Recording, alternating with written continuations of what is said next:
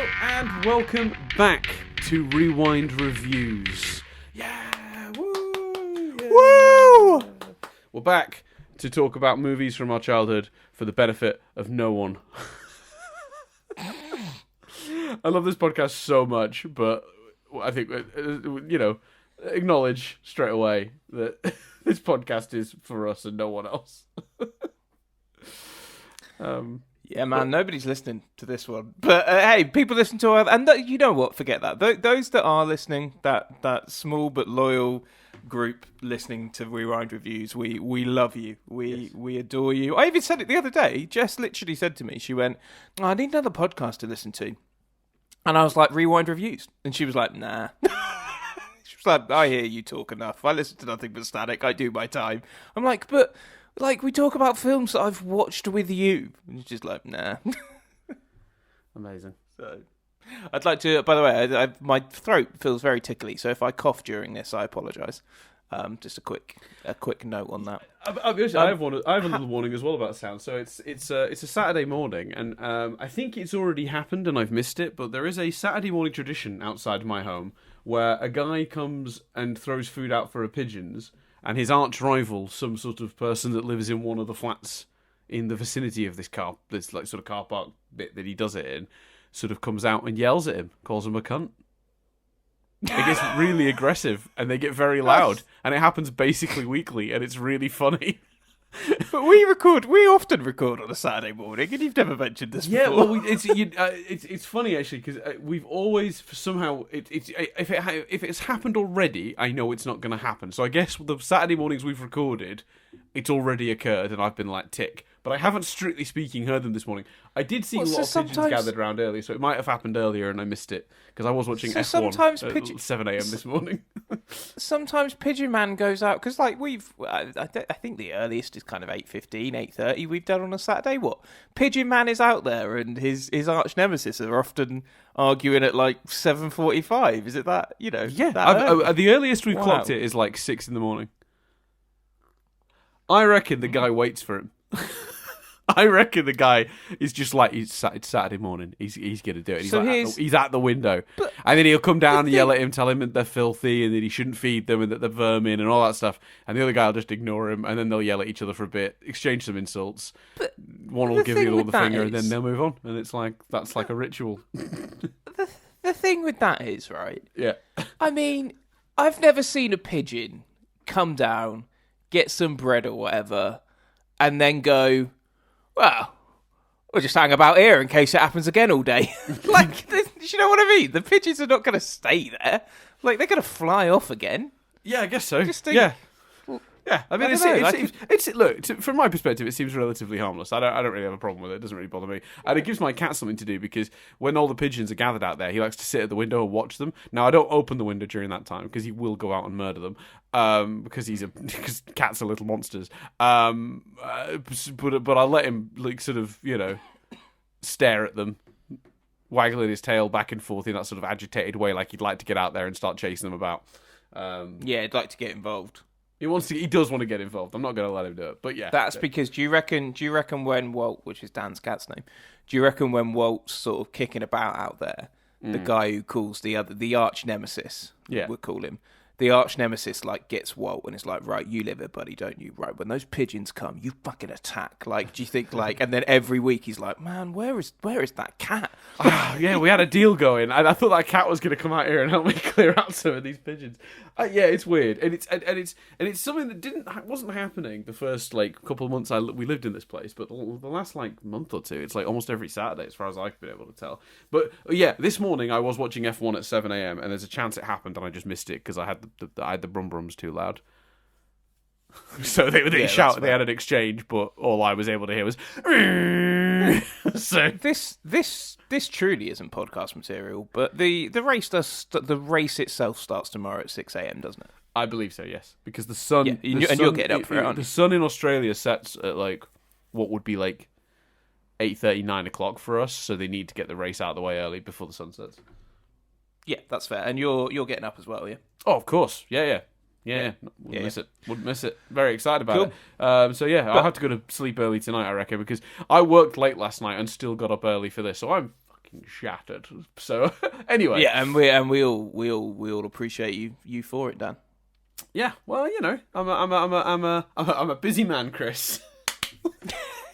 Well, so let's talk Who Framed Roger Rabbit. So Let's do that. Let's do our history. Well, So it's your choice. It was my choice. I take blame. No, I don't take blame because this is a fucking great movie. This was basically one of my first, in quote marks, favorite films. It kind of went Aladdin, and then that was bumped by Who Framed Roger Rabbit, which was then bumped by Back to the Future, which then got bumped by Star Wars, and then for a long time, Star Wars was kind of my favorite film as a kid. Well done. We need the update. Is it still Star Wars? I don't know. I'd have to have a think about that. Favorite film is so hard. That's because there's so many amazing films. I'd have to have a think. I'll come back to you on that. Yeah.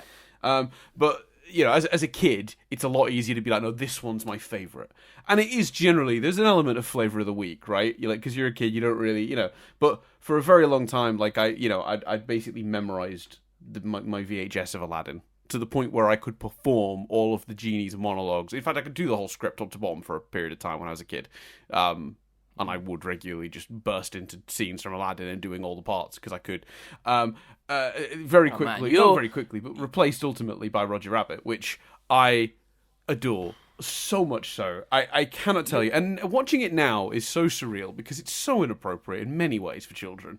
And I was way too young, but a lot of that stuff just went over my head. And my parents had no idea how inappropriate the movie was because, of course, they saw a cartoon rabbit running around being wacky and were like, yeah, this has got to be fine, right? I tell you, because you're already a fairly irritating person. The idea of you running around doing Roger Rabbit impressions, God, no wonder you had to move to Ireland. Yeah, I'm not sure. I'm not sure actually I ever really did Roger Rabbit impressions as such. I was more likely to do Robin Williams the genie than I was Roger Rabbit. That's fair. That's fair to say. I think. Right. But that was also very irritating, I'm sure. Yeah. This, for me, 10,000 years will give you such a crick in the neck. Anyway. Sorry, it's just one of the worst Robin Williams impressions I've ever heard. Oh, no, it wasn't supposed to be. That was Robin Williams doing that weird voice he does in that scene. Because that movie, right. Robin Williams does bad impressions, or not bad impressions, but like impressions of things the whole way through. So he does there's Robin Williams doing Jack Nicholson doing this, and it's like you have to 80% of the genie's dialogue in that movie is impressions of various pop culture things at the time. I probably I don't appreciate the nuance of the impression. That's fair. Also, it was bad. That's also true. But I'm going to defend it somewhat. No. I'm saying, no, I don't. No. That was on your side. That was me saying I don't know Aladdin well enough to know the nuances of your impression. So at some point, we'll have to crack out Aladdin. That's going to be a good one. Yeah. Anyway. For sure. I have seen it. I just haven't seen it. I didn't watch it a lot. You didn't wear a VHS copy down to the nub. No, the only animation that I really did that with was Lady and the Tramp, I think, as a kid, I think. And we must talk later about your secret cinema experience as well. Yes. Because I know you saw secret cinema for this. Because I re-listened to hear... Because I went into this with a very big, a certain question in mind, and I re-listened to the end of the last podcast, which, by the way... Because obviously, you hit play on the podcast and it plays the beginning, and then I skipped to the end. I didn't know you added a little song at the beginning of the Die Hard episode. That was beautiful. I tell you, no. I think you did, because didn't I send that you as a voice memo, and then you said you should put that at the start of the podcast? Because I think it went Die Hard, we're doing Die Hard, and then I went, I'm ready to record, and then I think I sent it you, and you were like. You said you need to stick that at the front of the podcast. Just take off the ready to record part. So I think you must have known. Oh, okay. Fair enough. Yeah.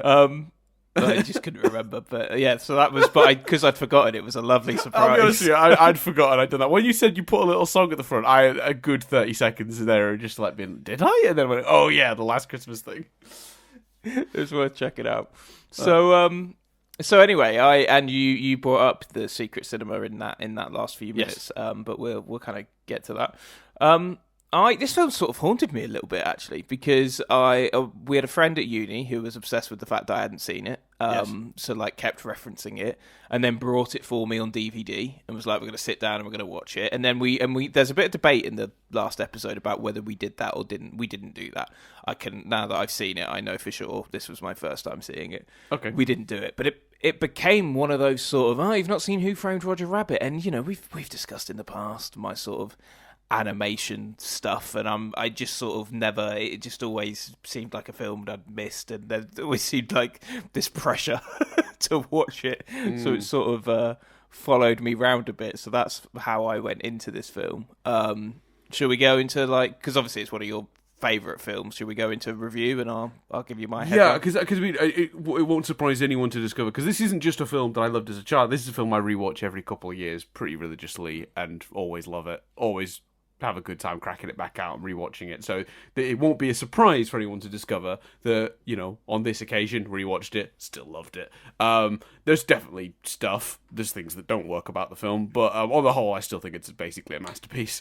I'm more curious, and I think there's probably more interesting things going to come from yourself as a person who's not got nostalgia or existing love for it, what your thoughts, and also someone who, as you pointed out, generally speaking, hasn't really ever been an animation person. It's taken us, me forcing you to watch animated stuff through podcasts to get you to even having watched like Last Airbender. So, I'm way more interested in your sort of perspective on it. Well, for me, I'm just manically trying to get some. I've got like a pressed down moisturizer thing. Because I'm so useless at putting moisturizer on my hands. Like, I put them on my hands just before I go to bed, and my hands are so much drier than that. I need more than that. So, but I'm always about to do something, and just about to do go to the loo, which means I'm going to wash my hands. So I don't see the point. But I'm like, okay, I've got a good hour and 45 minutes doing a podcast. I'll put some on.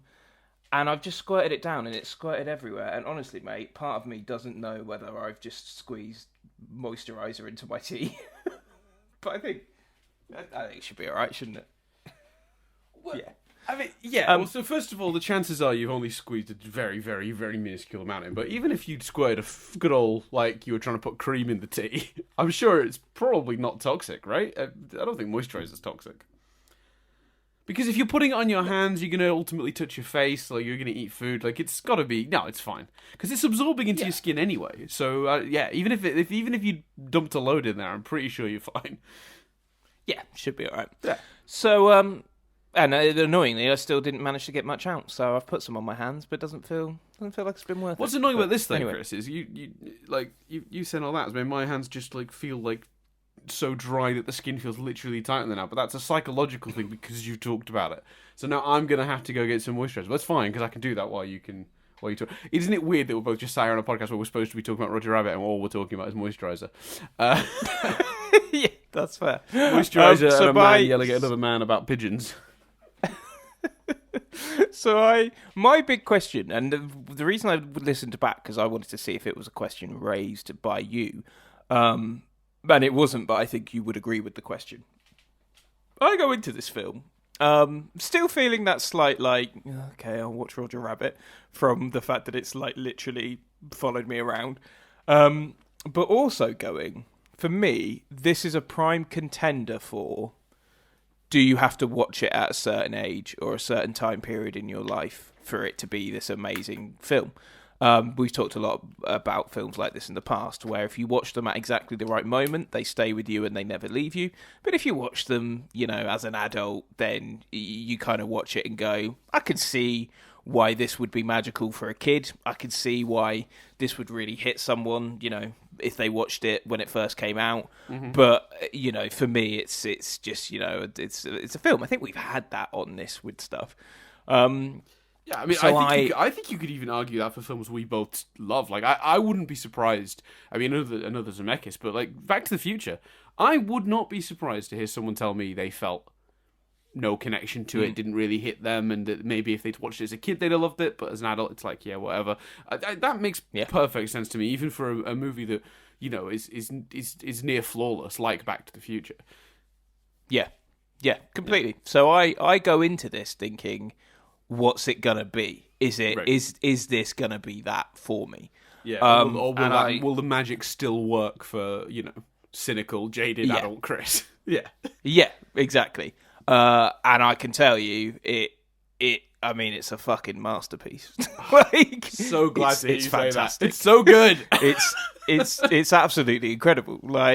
And it's one of those I almost felt dumb moments. I'll never forget. I didn't say it to anyone, but I'll never forget. I watched Die Hard really late. I watched Die Hard with Ronnie, friend of the podcast and stuff, as an adult. Yes. And we were watching it, and I was going, Die Hard's really good. and she was like, yeah, no, it is. Yeah, obviously. It's a fucking, of course, what, did you just think everyone was wrong, you fucking idiot? And I felt a bit like that watching it. It's well, right. Of course this is genius. But I mean, fucking immediately taken by when it transitions from the short animation to the real world. And I was like, this feels fucking genius and inventive now. Yes. Now. In 2022, this feels unique. And the film came out in the 80s. Yes. That is phenomenal. It is, I really genuinely, I think of all the films that I was of all the films we've reviewed on here that I wasn't particularly fussed about watching, this is the film that I've had the biggest, no, that was fucking great. What's the one with the Little Shop of Horrors? I was Little Shop of Horrors I really enjoyed, and I fell down a bit of a rabbit hole with the story after. Yes. But, I really enjoyed it. And I think Goofy Movie as well was one you kind of were pleasantly surprised by, if memory serves. Yeah, Goofy Movie, really like that. And but neither of those movies, if you asked me in a year's time, do you want to watch them? I wouldn't. Maybe Goofy Movie, but I'd be like, oh, good. I don't necessarily need to see Little Shop again. But this, if someone asked me in a year's time, do you want to watch Who Framed Roger Rabbit? I'd be like, yeah, let's put it on. I really think this is the biggest turn of to fucking hell. This is phenomenal. Right. So yeah, no, I'm sure you are no doubt thrilled to hear. I am very excited about this. Fucking loved it. Well, because there's a part of me that thought this could go one or two ways. Because there was really I didn't see a version of this where you were just like, it's fine. I really thought you were either going to just think it was a weird mess of a film. Because I do think, because it's a detective story, and it genuinely treats the mystery in a way that's it's actually, what's happening is quite simple, but it intentionally overcomplicates it to hide what's going on. And I could definitely see somebody watching this movie and being like, does it function as a detective movie? I found that irritating that maybe the actual mystery doesn't really make a whole lot of sense. But for me, it's each scene is its own you know how many times I wrote this is a great scene in my notes, because the overall structure of it you could pick at, I think, maybe, but all the parts are just so brilliant. But I definitely thought there was a version of this where it just didn't vibe with you, because as well, I think so much of this film is its tone and how unique its tone is, because it's this extraordinary contrast between a genuine, they wrote an actual detective story, a noir detective story, and then they just gave it this insane, bright, animated twist, and the two things side by side creates a tone unlike anything I've ever seen. But I could absolutely see somebody just being like, what is this? This doesn't function for me at all. Even structurally, though, I think it's really strong. And I think the detective side of it, again, it's like it came out in the 80s, and I think it gets a pass for... I think a lot of detective stories these days are too complicated because people got used to the... It looks like it's obviously this... detective stories at one point were, it looks like it's obviously this person, and we need to work out how they did it, and they did do it. And then detective stories became, it looks like it's this person, but actually twist, it's this person, and that became it. And now detective stories are it looks like it's this person, this is the person that you think is going to be the twist, so you're predicting it's the twist, and then actually it's this person. It's actually one of the good guys. That's just detective stories. Or being written I'm for waiting for it to loop decades. back round to, you think it might be this person, but then it's actually going to be this person. But we've actually overthought it, and we know you're going to think it's that person, so it's actually one of the good guys. But actually, no, it's not. That's also a trick. It's the guy you thought first. It's the obvious one. That's who it is. Surprise!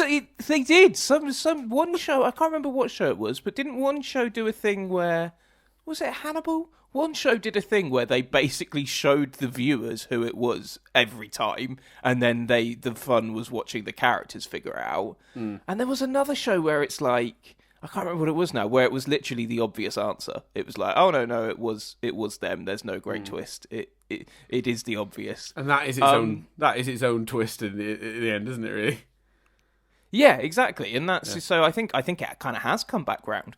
But again, this was made in 1988. Like, I think that twist. I imagine, and look, I'm not, and this isn't me being a prick. I saw it coming. Like, there weren't many surprises necessarily, but like I imagine you, little Dan, watching it as a kid. Fucking, I imagine that was a big surprise, and that's how you judge the structure and the surprise. You know, did it work for little Dan watching this in 1994? And I imagine it did. And also the other thing I'd say about structure before we loop back to that, because I want to get your response on that, the way they build up Toontown, Yes. the way Toontown slowly builds throughout the film, and then in the third act we go into it. It's fantastic structure. Like, I was like, that really, really works. They've really done a great job of building to that point. Yes. Yeah, no, I think you're right, and I think in terms of the twist, like, young Dan definitely mind melted. I won't give it away because we usually do like whether we recommend it before we go into like full spoilers. So I won't give the actual ending away, but the moment in which that character stands back up will live in infamy, and everything that follows it. Actually, like so many people have stories of being terrified of those moments, you know. And I even remember an interview with Christopher Lloyd. I don't know, maybe he went on a podcast, I think. Maybe he was on Harmontown or something. And or maybe the Nerdist. It was Nerdist. I think it was Nerdist. And he was just going back through his characters, and each one he was giving like a description of why the character was so fun to play. And then he finished by just going, and Judge Doom, just fuck. And that's all he said. And it was like, yeah, fuck, Judge Doom. What a great character to play, and like what a terrifying sort of presence he has in this film. So like, there's so much going on, and definitely there's some reveals in the later half of this film that will, they all compile as well, because everything sort of starts to make sense, but it makes sense in bits as well, which I think is always a satisfying way to do it. Right? If you've got a complex mystery that's got lots of moving parts, to reveal it in bits is way more satisfying than to have, essentially what the last Fantastic Beasts movie did, where it's like, all right, everyone sit around for 30 minutes and discuss how we got here, and now everyone knows what we're up to. Let's do some final action scene. Right? It's none of that. It's like, the movie slowly gives you, as Eddie investigates, the story unravels, and that's super cool. And I think you're right. Actually, I think maybe it was unfair of me to pull up the structure. I guess I was more observing that somebody might find the structure of the mystery a bit, that's fair, overwrought, rather than the actual structure of the film. So I think I misspoke there. I think the film itself is paced and structured beautifully. I think the structure of the mystery just feels done, but there's been 20, 30 years since the movie came out of that structure being replicated. So we to get us on to spoilers, because I have a point to a response that's spoilery. I absolutely would recommend this movie. I think if you haven't seen it, see it. If you have seen it but saw it ages ago, see it again. I think just you want to have a good time, plonk in Who Framed Roger Rabbit. Bob Hoskins, brilliant. All the cast, brilliant. The marvel of seeing all these different animations come together will never happen again. Literally will never happen again. No, 100%. If you, I would absolutely recommend this. So if you haven't heard it, because we're about to spoil it, pause this, go away, watch it, come back. Yeah, it's on Disney Plus. So you don't. If you've already got Disney Plus, you're not paying any extra for it. If you don't happen to have Disney Plus, it is available for a couple of quid on most streaming platforms. So you just for a couple of pounds, you can get it on like YouTube and stuff. So I'm not sure if that's necessarily true in other countries, but I had a glance because I knew I'd be recommending it. I kind of had a look to see what its availability was, and it's on most streaming platforms for a small fee, or if you have Disney Plus, it's part of that package. Yeah. So yeah, do it. There you go. So we'd both recommended. So we're now going into spoiler territory. Spoiler territory. What's the thought? Go on, I'm curious. Well, it's a response to something you just said. So spoilers from this point onwards, but I didn't want to say it in the non-spoiler territory because I didn't want to make it worse. I think, Dad, if you say, I don't want to spoil stuff, but I knew you were going to say this. I know. When that character stands up. And then immediately follow it with, yeah, even Christopher Lloyd said, Judge Doom. Whoo, fuck. I was like, I think you've given them enough pieces there, Dad, to work out what you're talking about. Yeah, I might have to edit that somehow. I don't know. I thought of that as I was saying it, and I was like, but I can't point it out because that'll make it worse. And then you did the same thing. I realised. Which is why I didn't, because I was like, no, I'm only going to be...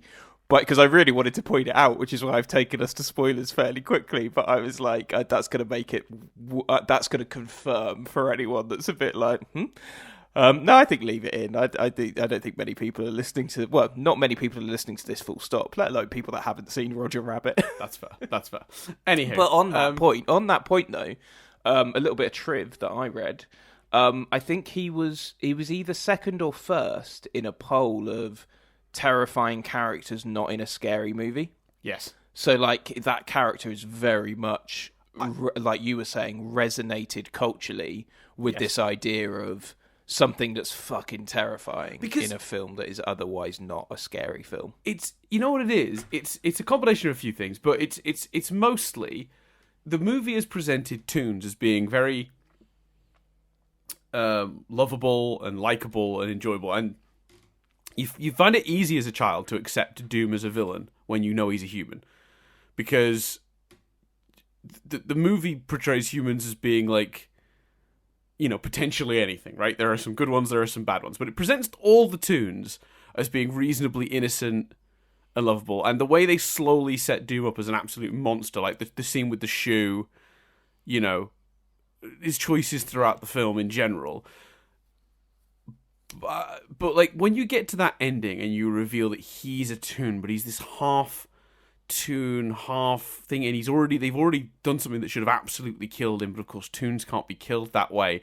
So he gets back up, reinflates himself, but his eyes pop out, and the voice gets louder, and the eyes start sticking out, and everything from his performance to it all builds to this absolutely horrifying character. And Child Dan watched a lot of inappropriate movies in terms of like, Child Dan definitely watched horror movies he shouldn't have seen. And I still think Judge Doom was scarier than like I definitely saw Alien too young. Judge Doom scarier. Judge Doom way scarier. Yeah, it's brilliant. It's because of how they set up Toons as being like, very, very, very good, generally speaking, and having one become a villain like that is just, that concept alone is scary. And that's before you put it into action physically, make it almost body horror, and then have him like screaming in that high pitched voice with his eyes red. Like, it's just a terrifying combination of things. Yeah. And there is, even as an adult, I think, if we talked about, and this sounds so up my own arse here, and I apologise for it, but when you've reviewed stuff for 10 years and you studied script writing and stuff like that, it does mean you pick up on things. And I'm sat watching it, and I predicted that twist, but purely because I'm sat there like, well, we haven't met another character that I think you wouldn't have the backstory of the brother if you weren't going to pay that off. Not met another character that it can be. And obviously the big one is when his glasses get broken, but he shields his eye. And I'm like, right, well, red eyes, he's shielding his eye because underneath is a red eye he doesn't want him to see. Mm-hmm. Which is right at the end. But I don't think it's nuanced enough that I don't think I would completely get watching this and it's still being a surprise for even adults watching it now, because it makes complete sense, but it's hidden really nicely. The clues are crazy. Like his cape flaps around all the time. with no gust of wind present, like inside, like which shouldn't happen physically. Cool. He doesn't blink ever. Like, he doesn't blink in the movie. It's insane. They also there's the scene in the bar when Roger knocks over the barrel of the dip. He's the only character that takes a step back. Because obviously the dip would be hazardous to him, but not to humans. And and also, like, he puts on the glove, obviously, to put the shoe in, when theoretically I noticed should be able to safely touch the dip. I noticed a real attention on the glove. I really did notice the glove.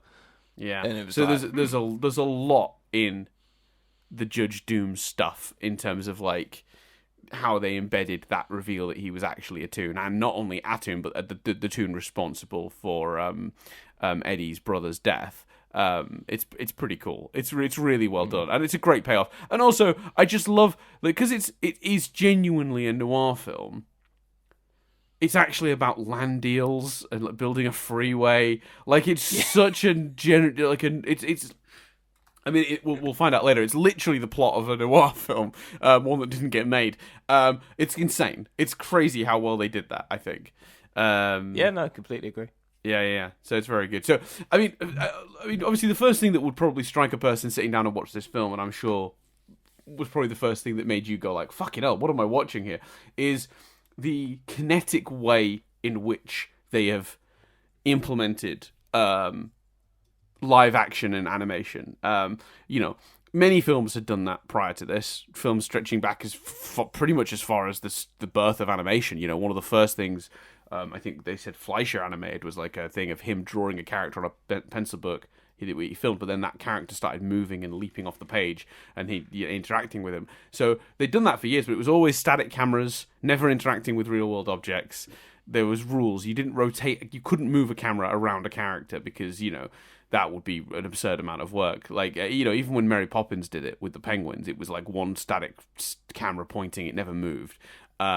So straight away, this feels different. This feels really different. But I don't know if by today's standards, because of CG, that's something that strikes people or not. But it's certainly the thing that I notice most when I sit down and watch this movie. Like, immediately, it's just the filmmaking craft, and of course, no one more perfect than Zemeckis, who was always an innovator. And incredibly seamless as well. I think the other way you can spot the seams a bit more, when it's Hoskins in the Toon world, it doesn't quite look as smooth as I think it would in a modern day. Mm-hmm. But everything else, the Toons in the real world, fucking hell, if that came out now, you wouldn't poke holes at how that looked. Mm-mm. Yeah, it's lighting as well. I think that's a big part of it, actually, is lighting. Because I think, like, I'm dipping into trivia here, but there's the moment in the bar in the back room, the one from Prohibition, when Hoskins grabs Roger and moves across the room, and he knocks the light, and it swings round through the take. That's actually like a famous scene now for anime. It's referred to as bumping the lamp. It's like, it means when you basically do something on set that makes everything that follows it way more complicated. Let me see if I can find it. Bump. Oh, it's not. Why is it not in my trivia? It should be in my trivia. Sorry, 1 second. Bump. Yeah, when Eddie takes Roger into the back room in the bar,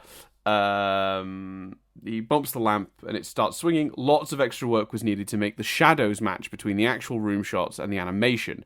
Today, bump the lamp is a term used by many Disney employees to refer to having to go that extra mile on an effect to make it work, and even though most audiences will never notice it. Oh, wow. So I mean, but that attention to detail and the way they achieved it is incredible. I don't know if you've looked at any behind the scenes stuff since you've seen this, but the way they achieved a lot of this, because animated characters hold real world objects in this. Those weasels hold real guns. Baby Herman smokes a real cigarette. A cigar, I should say, in this case. And the way they did that was just literally like puppeteering and animatronics. So on set there was a physical thing that they then animated over. But it's just, when you look at how they did some of them, it's just like so simple and genius. Like those Though, but also like overly complicated stuff. So when he goes to the bar, the with all the penguins running around with the trays, the way they achieved that effect is that they built the stage that he walks on several feet above ground level, so that people could stand underneath with sticks that went up through like runs in the ground that had the trays on, so they could puppeteer the trays around the bar. That is crazy. And then they animated the penguins on top of that. All just to have the penguins running around with the trays. Like, God bless Zemeckis. Do you know what I mean? Right. Like, that is nuts. Like, is anyone else doing this? this? Was after Like, Back to the no. Future, wasn't it?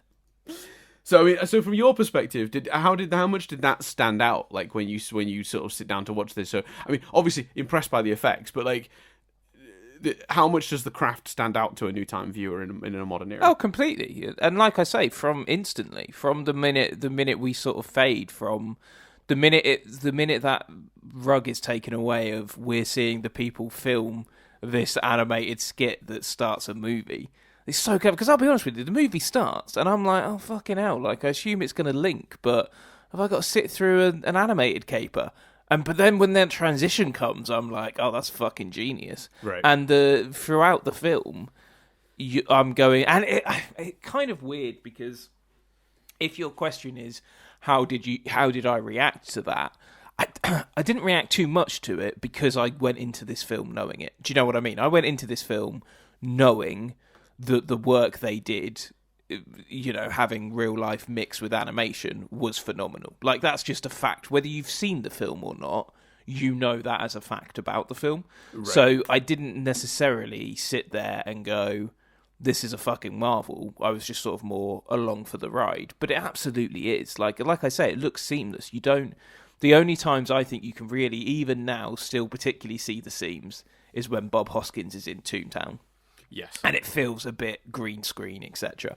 But all the stuff in the real world, and you know, when you think about like you were just describing, that attention to detail just to get the penguins and stuff, like Zemeckis is a patient genius. And I get, because this was after Back to the Future, wasn't it? Yeah, because Back to the Future was 85, so it must have been. This was between Back to the Future 1 and Back to the Future 2 and 3. That's ridiculous. Like, you know, who does that in between this huge trilogy and all the pressure of having to do 2 and 3 and the complexities of 2 and 3? And he's just like, I know what I'll do. I'll do a nice, simple, a simple visual project like Who Framed Roger Rabbit. It's stunning, and all the actors as well help with it. They're all so on point.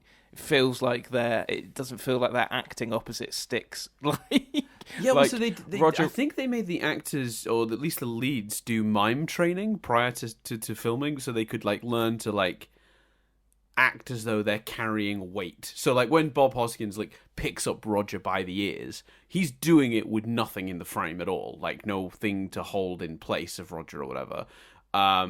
But he has to pretend like there's weight there. His arm has to move as if he's got something that weighs something on the end of it. And that's kind of... That's amazing, man. I mean, Bob, look, Christopher Lloyd Judge dude, it's very easy to go like, that's such a great performance because it's so impactful. But very much like, I know this is going to be a weird comparison, but very much like when we watched Dumb and Dumber on here, and I went on a rewatch, what Jeff Daniels was doing in that movie was so much cleverer and subtler, but is unsung next to Jim Carrey. I think something similar happens here, where Bob Hoskins actually grounds and sells almost all of this movie, and without him, it just falls. Not maybe it falls apart, but it's he's really integral to the believability of a lot of what you're seeing and the magic of this film. Fact that Bob, but it's easy to get overshadowed by Lloyd doing what Lloyd is doing. Yeah, I came out of it going, you know, Bob Hoskins it gave me such an appreciation for him. Like, you know, the fact that he's got good chemistry with a cartoon rabbit is a marvel. Like, it's insanity. It's stunning. And I think he, as you say, it's those nuances of if he picks something up. And I think that's why you don't notice the seams, because he's taken the time to learn how to walk as if he's carrying something.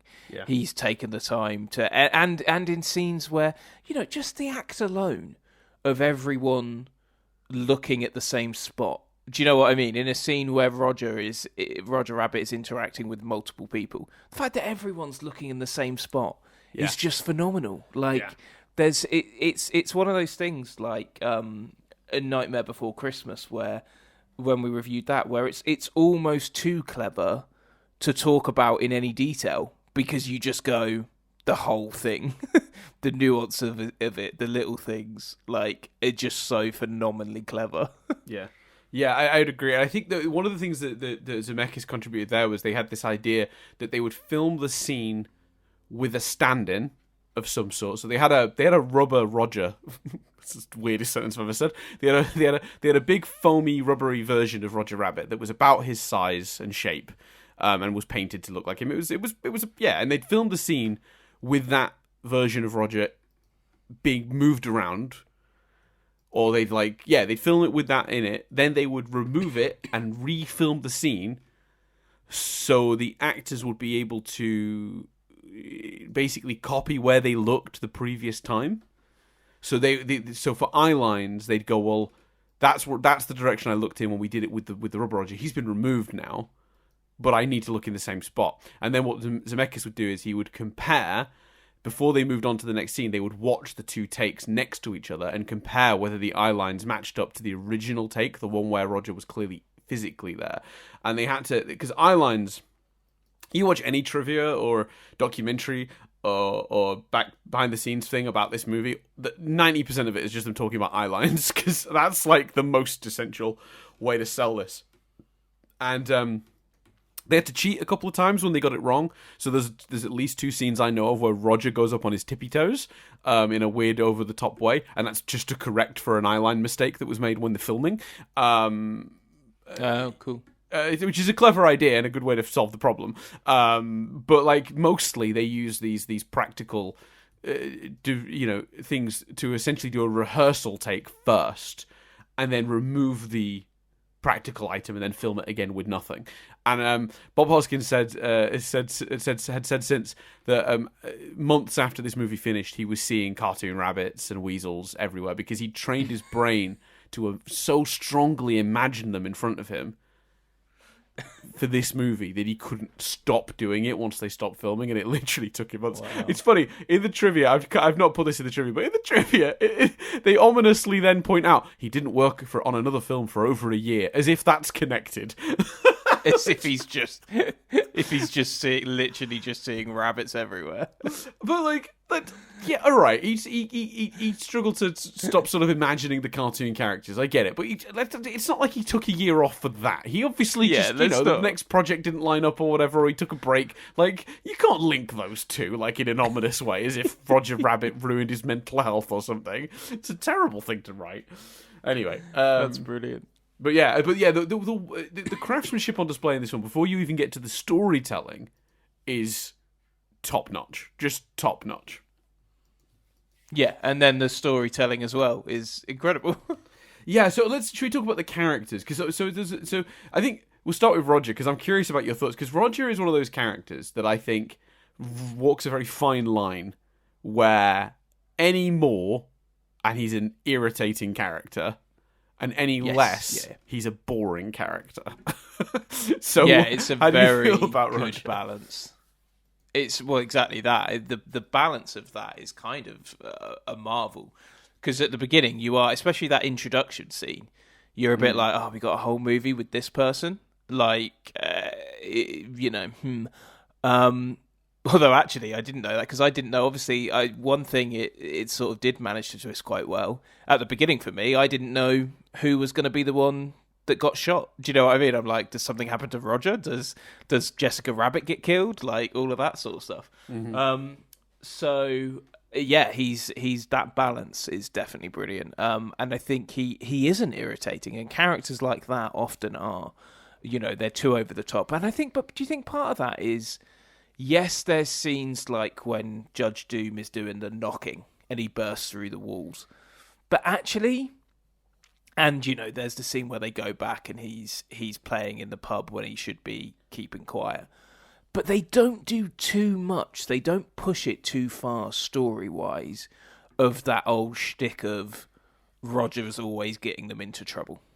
Do you know Right. what I mean? It's not like everywhere they go to hide, Roger gives the game away. It's not like Roger's constantly cocking up, and I think that helps you not find him that irritating. Yes. The other thing I think helps is from a scripting perspective. They actually make you understand his character very quickly and very simply. I say quickly; it's probably a third into the movie, but the moment when I think I sort of like fall in love with the character is the handcuff thing. So, for those who don't remember, there's a scene where Roger, as a joke, handcuffs himself to Eddie, and it causes a bunch of trouble for Eddie because the weasels then come, and Eddie has to hide Roger in the sink and pretend he's washing his like undergarments, because Roger is literally attached to his arm and there's no other way to do it. They get away from the weasels, and then Eddie goes to the bar to get something to saw it off. And to help him steady the table, Roger pulls his hand out of the handcuff, holds the table down, and then while Bob Hoskins is trying to while Eddie's trying to saw it off, he stops and goes, "Did you just take your hand out of the thing?" And he goes, "Yeah." He goes, "Could you have done that all along?" And he goes, "Only when it's funny." Which is That was one of my first real laugh out loud moments. Well, of so this that film. moment is both an amazing joke, but also an incredible insight into the character. Yeah. Because he says, I think it's phrased like, "Could you have done that the whole time?" And he's only when it would have been funny, or something like that. I'm trying to see. I wrote the line down, but I'm having trouble actually finding it now. Yeah, okay. Not at any time, only when it was funny. And that you just suddenly you understand this character top to bottom. Like, he exists to make people laugh. He exists to entertain and bring joy. And like, once you understand that, like, the character can basically go quite far without becoming irritating, I think. But they also link it so beautifully. The character work in general of this film, you know, Yes. that His relationship with notion- Jessica, right? But his relationship with Jessica, but also Bob Hoskins' character, like the notion of, like, one of the big stories in this film is he's lost his sense of humor. He used to work with tunes, he used to enjoy it, he used to have a good time. Then this tragedy happened, and he hasn't lost that sense of humor anymore. You know, the Roger being like, "Only if it's funny," directly links to the end when Roger. I think he shocks him, doesn't he, with the buzzer? Mm-hmm. And then there's this pause of how's he going to react, and he chooses to kiss him back and make a joke out of it, and that's when you know that he's finally found closure on his brother's death by finding the person that did it and, you know, capturing them. It's phenomenal. Yeah, and then that ties into his relationship with Jessica, because the whole way through, for a lot of the movie, people keep going like, "How did that happen?" You know, this goofy rabbit and Jessica, how did they end up together? And then when Jessica finally stops being a more mysterious character, because we find out she's not directly tied to the crimes that are occurring, we get to have a conversation between her and Eddie, and he literally says, "What do you see in that guy?" And she's like, "He makes me laugh." And it's all what's so good about this script is how, like, all the themes and through lines are so consistent, and they affect how each character interacts with each other, you know. Yeah. Yeah. It's fantastic. The script, the craftsmanship, the cinematography is all just works of genius. Let's talk, because we've got to. Let's talk about some of the problematic elements. Yes. Because I'll be honest, I can spot that. You know, you can spot the more problematic elements. The one that really made me though go, "Ooh," is such a subtle one, and you probably know what I'm going to say. Yeah. But it's the choice to, I can't remember the character's name. What's Bob Hoskins' love interest character's name? Oh, Dolores. Delora. Yes. The choice to pull Delora under the bar by the fabric around her cleavage is one of the most bizarre. I was like, no one's ever done that in their life. No one's ever come down here or pulled someone down by yanking at their cleavage. Like, that's madness. Yeah, That's yeah. the one that really made me uncomfortable. And I know there's bigger issues in there, and there's bigger moments of like, ugh, but that's the one that really caught me by I don't understand, because some of those bigger ones, it shouldn't be the case. But as we talked about here on many times, you go, I appreciate that probably wasn't shocking or weird back then. Unfortunately, that's not right. History has quite rightly changed. But there's been people are more acknowledging of those things. But that moment, I was like, that's just so weird. Even then, surely, because it's one of the most overt. Oh, we'll put a bit of boob in that I've ever seen.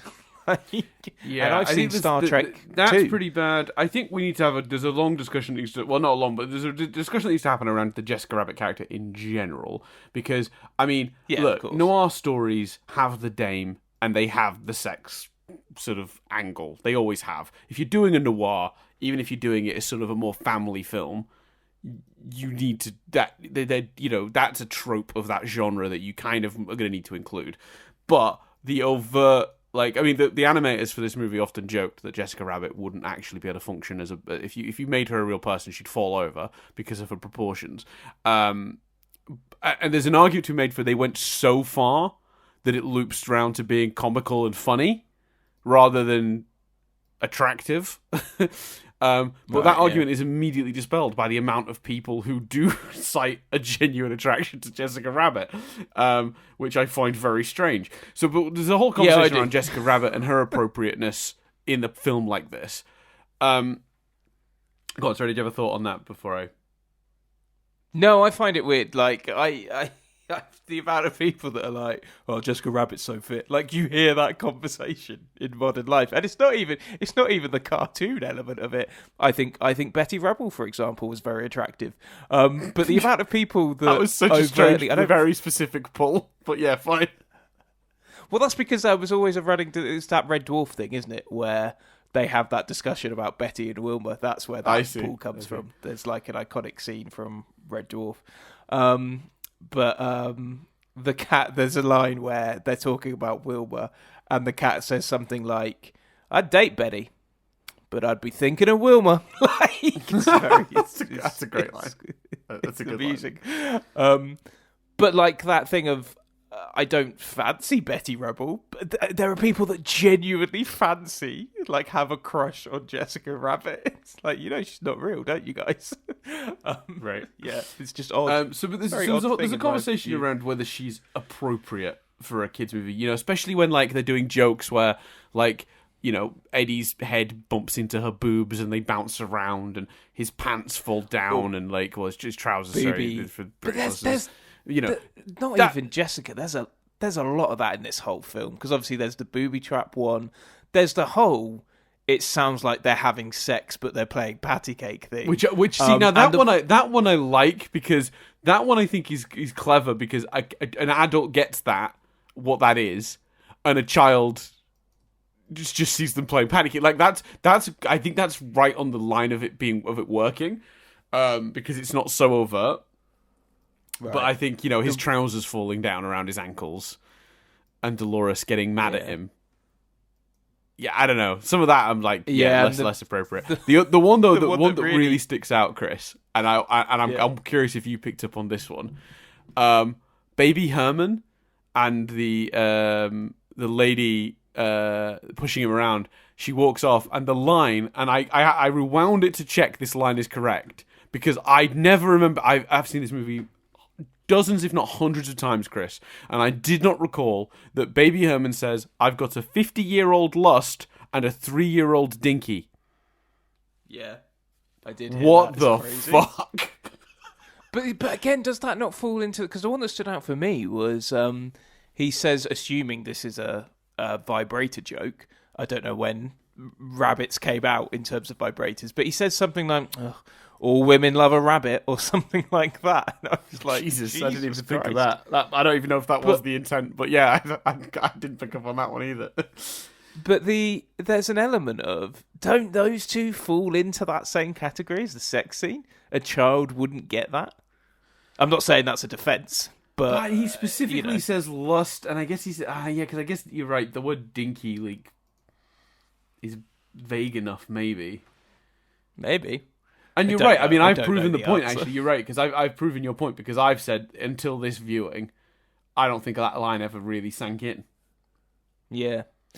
there's, a lot of elements of it wouldn't be made today. I don't think it disrupts the film as much as some of the stuff in Short Circuit or other stuff that we've looked at. The Siamese twins in Lady and the Tramp. Yep. I don't think it. I don't think it would stop you showing this film to a kid. No, but it is bad, and I think the Jessica Rabbit character is they go a bit too far with it. Yeah, and but like you say, I do understand why, because of the film noir element of it. Yeah, but not only that, but I guess the idea ultimately became like, well, to make this comical, we have to take it really far, because if we only go subtle with it, that almost makes it worse. Yeah. Because then it feels like we really are trying to draw like an attractive, but so they gave her such ridiculous proportions that it leads into parody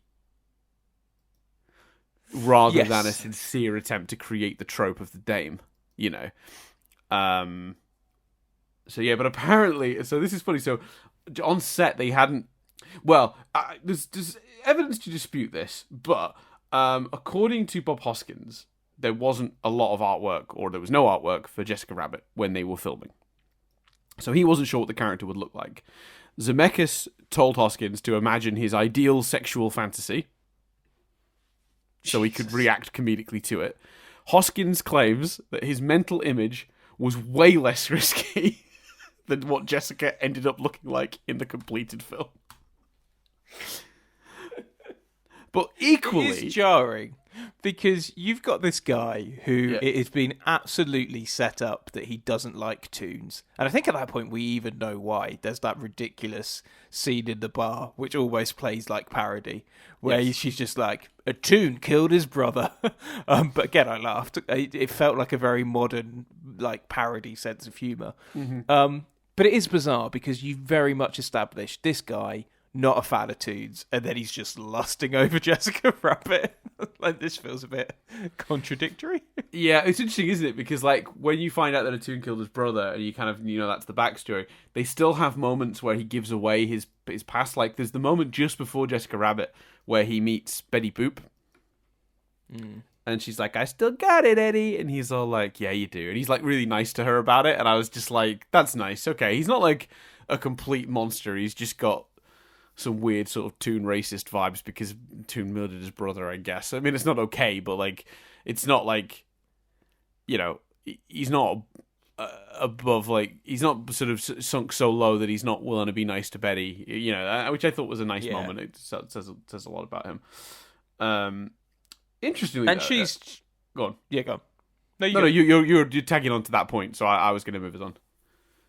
No, I'm sort of moving us on to a natural topic, which is on the subject of the debate of whether there was or wasn't artwork for Jessica during the production. You might have noticed, Chris, that when the photos of the patty cake are shown, Jessica doesn't look like she looks in the movie, because those were physical props created. Actual photos where they drew in Jessica, but because her design wasn't finalized, it's a different design. If you look closely, she looks nothing like the Jessica in the movie, and that's why I think, even though she doesn't look like exactly like Jessica in the movie, it's still clearly Jessica. It still means they had physical artwork that they could have shown Bob Hoskins of what she'd look like, because I slightly dispute his story there, but anyway.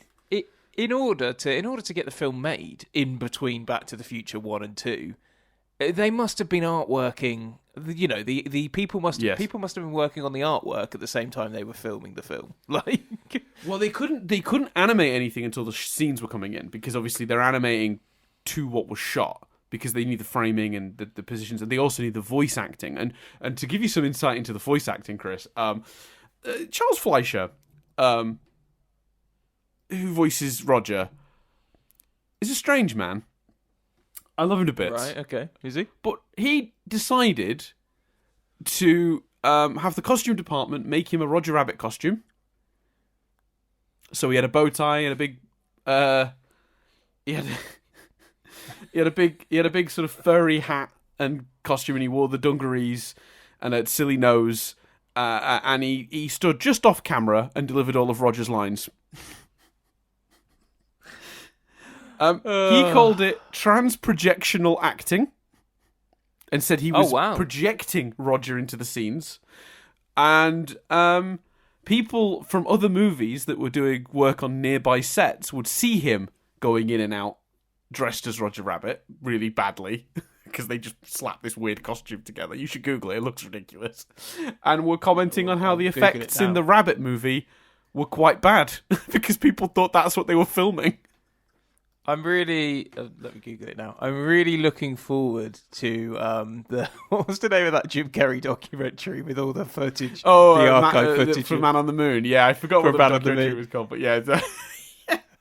I'm really looking forward to seeing him just like next to Bob, just pissing Bob Hoskins off, dressed as this. Well, the funny thing about it is Bob Hoskins is such a good sport. Like Bob Hoskins describes him as being nuts, but like seems very, very supportive of it in the behind the scenes footage. This was a delight, by the way. To however many years ago I cracked out I got like a DVD copy and was able to watch like the documentaries and the behind the scenes. The first time I saw all the behind the scenes stuff, it was such a delight to see that Bob Hoskins, as grumpy as his character is, was not like that at all. He was very patient and committed to it.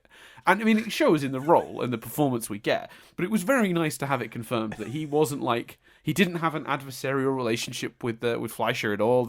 He definitely thought he was strange because Bob Hoskins was very no nonsense, and the idea of like this trans-protection acting probably seemed very odd to Hoskins. But Hoskins totally respected it and worked together with him and made it work. And it's one of the reasons having Fleischer on set delivering the lines live is one of the reasons they have such chemistry. So for as much as I want to congratulate Hoskins for selling the weight of an animated character, making eye contact and reacting to an animated character, the other half of that equation is the fact that Fleischer is on set delivering those lines. And yes, he wore a stupid rabbit suit, even though Hoskins wasn't looking at him. Whatever. The fact he did that is another reason that the chemistry is so clear between those two characters. What's amazing, because I've Googled it. What's amazing about this is it doesn't look like any form of costume department touched it. It looks like he put together this ensemble. I was like, right, I'm turning up in this. That is astonishing. So yeah, if you're listening to this and you've never seen Charles Fleischer in his Roger Rabbit sort of like costume on set, you should definitely look it up. It's bad. It's amazing, but it's quite bad.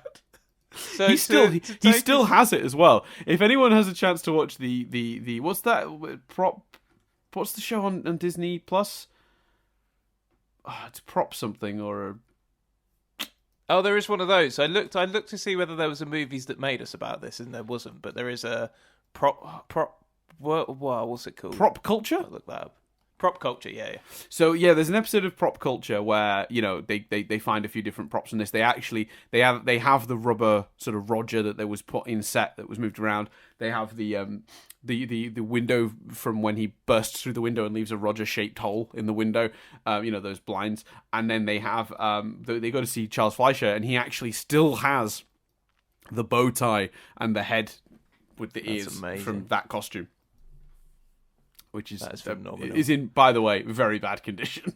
It's like it's because he's been dressing up in it for years, probably. Basically black. It's really gross. Leading us, and this is gonna, trivia is gonna weave into this discussion, but I think you can't really do this film and avoid that as we. Well, there's so much trivia. I made a mental note to weave as much in as I could as we spoke. So yeah, and this is really relevant to my question. So obviously, I'm not huge on animation, but my impression is, and this is what I was going to say with the black and white animated character, is my understanding correct that everyone apart from Roger Rabbit is existing IP, is existing animations, existing property?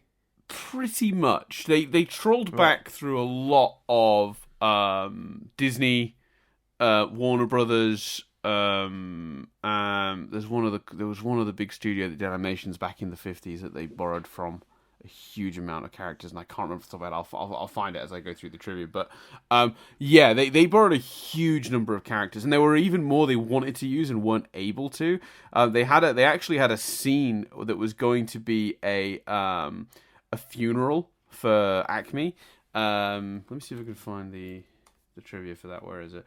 And in that, they were going to have Popeye, Bluto, Olive Oil, Superman, Lois, Casper the Friendly Ghost, Felix the Cat, Tom and Jerry, and they couldn't get rights to any of those characters in the end.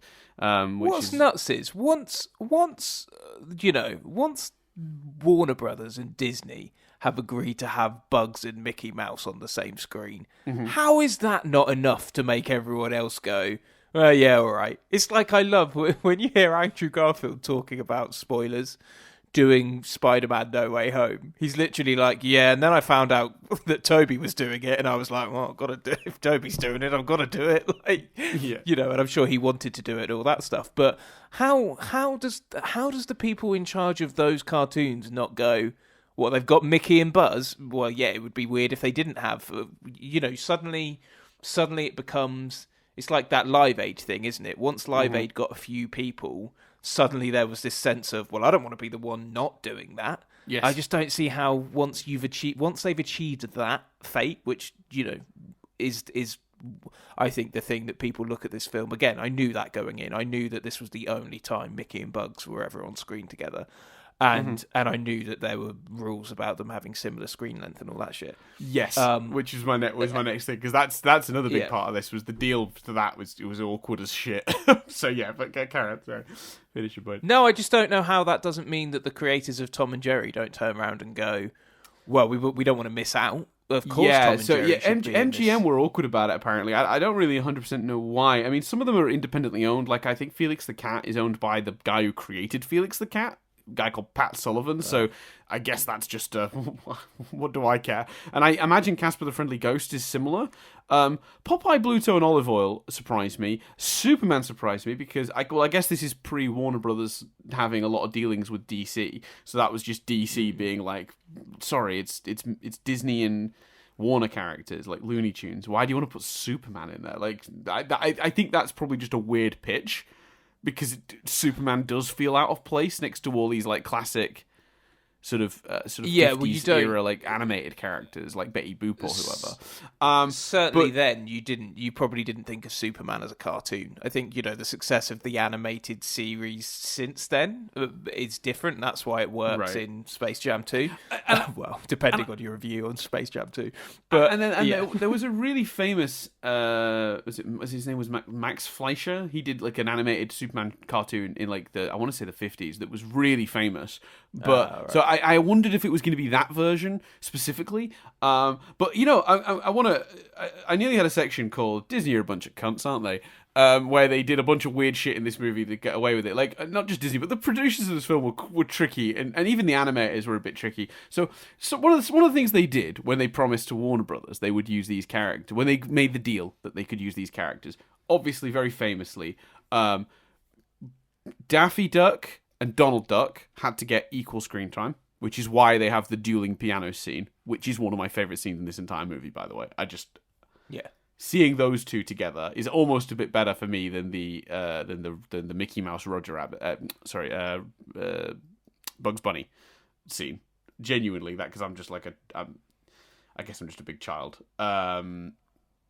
Where's the? I've just lost where I was in my triv. This is why this is a problem jumping in and out of the triv, because I've written it all down but it's in like a weird order because obviously it is. It's in 1 second. So because they had to share screen time equal, Porky Pig had to share screen time with Tinkerbell at the end of the movie, which I thought was really strange. But one of the other things was that Warner Brothers wanted them to use the modern versions of their characters, design-wise. Because obviously the movie's done in the late 80s. But the creators of the film wanted them to look like they looked when the film is set. So sort of 40s, 50s. So they did 2 versions of the key Warner characters and sent Warner Brothers the version where they look like they did in the modern day for approval. No, seriously? And then Warner's approved it, and then they just used the old versions. That's fucking crazy. Because the problem was, this was so hard to sketch out that no one could actually, like, there wasn't even, I don't even think there was an actual contract. I think this had to become like a gentleman's agreement because nobody could figure out a way to actually phrase all of the intricacies of this. So it became an agreement rather than a contract, I think. And the other thing... That is mental. That's crazy, man. They just sent them fake footage, essentially, to claim they'd used the versions they wanted them to, and they just took them out. And then... the one I really love is that apparently Disney agreed in turn to let Warner's use their characters for a future project if they wanted. Now, Warner's didn't have anything on the docket at the time that would need the use of someone like Mickey Mouse or Donald Duck or whatever, so they didn't take it up on the offer. About 8-9 years later, they did have a project that could have used a small cameo from those characters, and they reached out to Disney, but at that point, all of the executives at Disney had changed, and Disney just went, absolutely not. Which caused Warner Brothers to basically say we'll never work with them again because they screwed us over. Like, they reneged on our half of that deal. Yeah. So, yeah. Yeah. That whole thing is wild, man. The whole background of this movie is fascinating. So yeah, they wanted them to look like they did in the 1940s. They sent dummy footage with the modern designs to Warner Brothers for approval, and then the animators used period appropriate designs in the final film. Just absolutely the shittiest thing to do. And did Warner Brothers ever turn around and go, "Well, that's insanity"? I mean, what could they do? The agreement was kind of like a handshake thing. I guess they could have tried to like pull the film, but I guess by the time anyone knew, the movie was out, right? Like the Warners approve it. They think that's what's going to be in cinemas. It does make you think, like, and this was back then. How intricate, must the Spider-Man contract be between Sony and Marvel? Do you know what I mean? Right. Like, the nuances of this kind of thing are just crazy. Yeah, and I guess the only thing that wins out is money. Like, yeah, I've heard a lot of people say eventually internal team-ups are not going to make enough money, and there are people out there that reckon eventually we will get DC v Marvel on the big screen, because it will just be like both companies will go, you know what, actually we can make the money, although maybe not, because I don't see that Marvel needs DC. But anyway, separate discussion. But yeah. So switching back to sort of like the story and the movie more generally, I do love how sincerely they present. You talked about it earlier, the scene with Dolores where she's like, a tune dropped a piano on his head and then takes like a long drag of a cigarette or whatever. It's so over the top and silly, but it's presented completely straight. I do think that this movie is like maybe one of the greatest parodies ever made, because it's so clearly that genre. But what they seem to understand, which is that when you're doing a parody like this, you cannot be too winky and nudgy when you're doing the parody. You have to present it like the thing in question, but just go really over the top. And I think that is one of this film's strongest elements, is like, that sort of stuff. And it runs throughout the whole movie. Like every scene, like, him going to that bar and it being like a weird seedy underground bar, and he's like, password, he's like, Walt sent me, and he lets him in. Like, everything about this movie is just dripping in the tone they want it to have. And it's actually incredible that a movie that's parodying a genre kids probably have no interest in does work for kids, because I didn't watch noir films. So as a kid, I wasn't watching this going, what a very clever parody of a 50s noir detective story. I wasn't doing that. So it's interesting that still works without that context. Yeah. So just the image of you being like, Father, don't you think the noir undertones of this movie are spectacular? All right, Dan. Stop doing impressions of Aladdin. Shut the fuck up. I'm just in the background doing like Robin Williams doing Jack Nicholson. Reviewing Who Framed Roger Rabbit. Yeah. No, you're right, but I think that's a film. I don't think a film can become a classic and a cultural phenomenon if it only appeals to children. And I think the fact that there is all that stuff in there for adults, from the risque humour you wouldn't pick up as a kid, to just how good a parody it really is. I think you don't. That's what makes this. That's what elevates this film.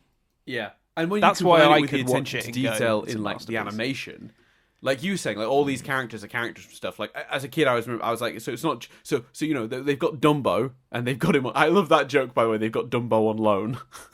Which is just great, and he works for peanuts. That's a great joke. But then when you go outside, they've got the pelican, also from Dumbo, and he mentions that we've got the brooms from Fantasia, and then later on you see them cleaning up. That's brilliant. Like that's genius. And then they've got all those cows like lining up to audition for something, and it's cattle call, which is just a fucking great visual joke.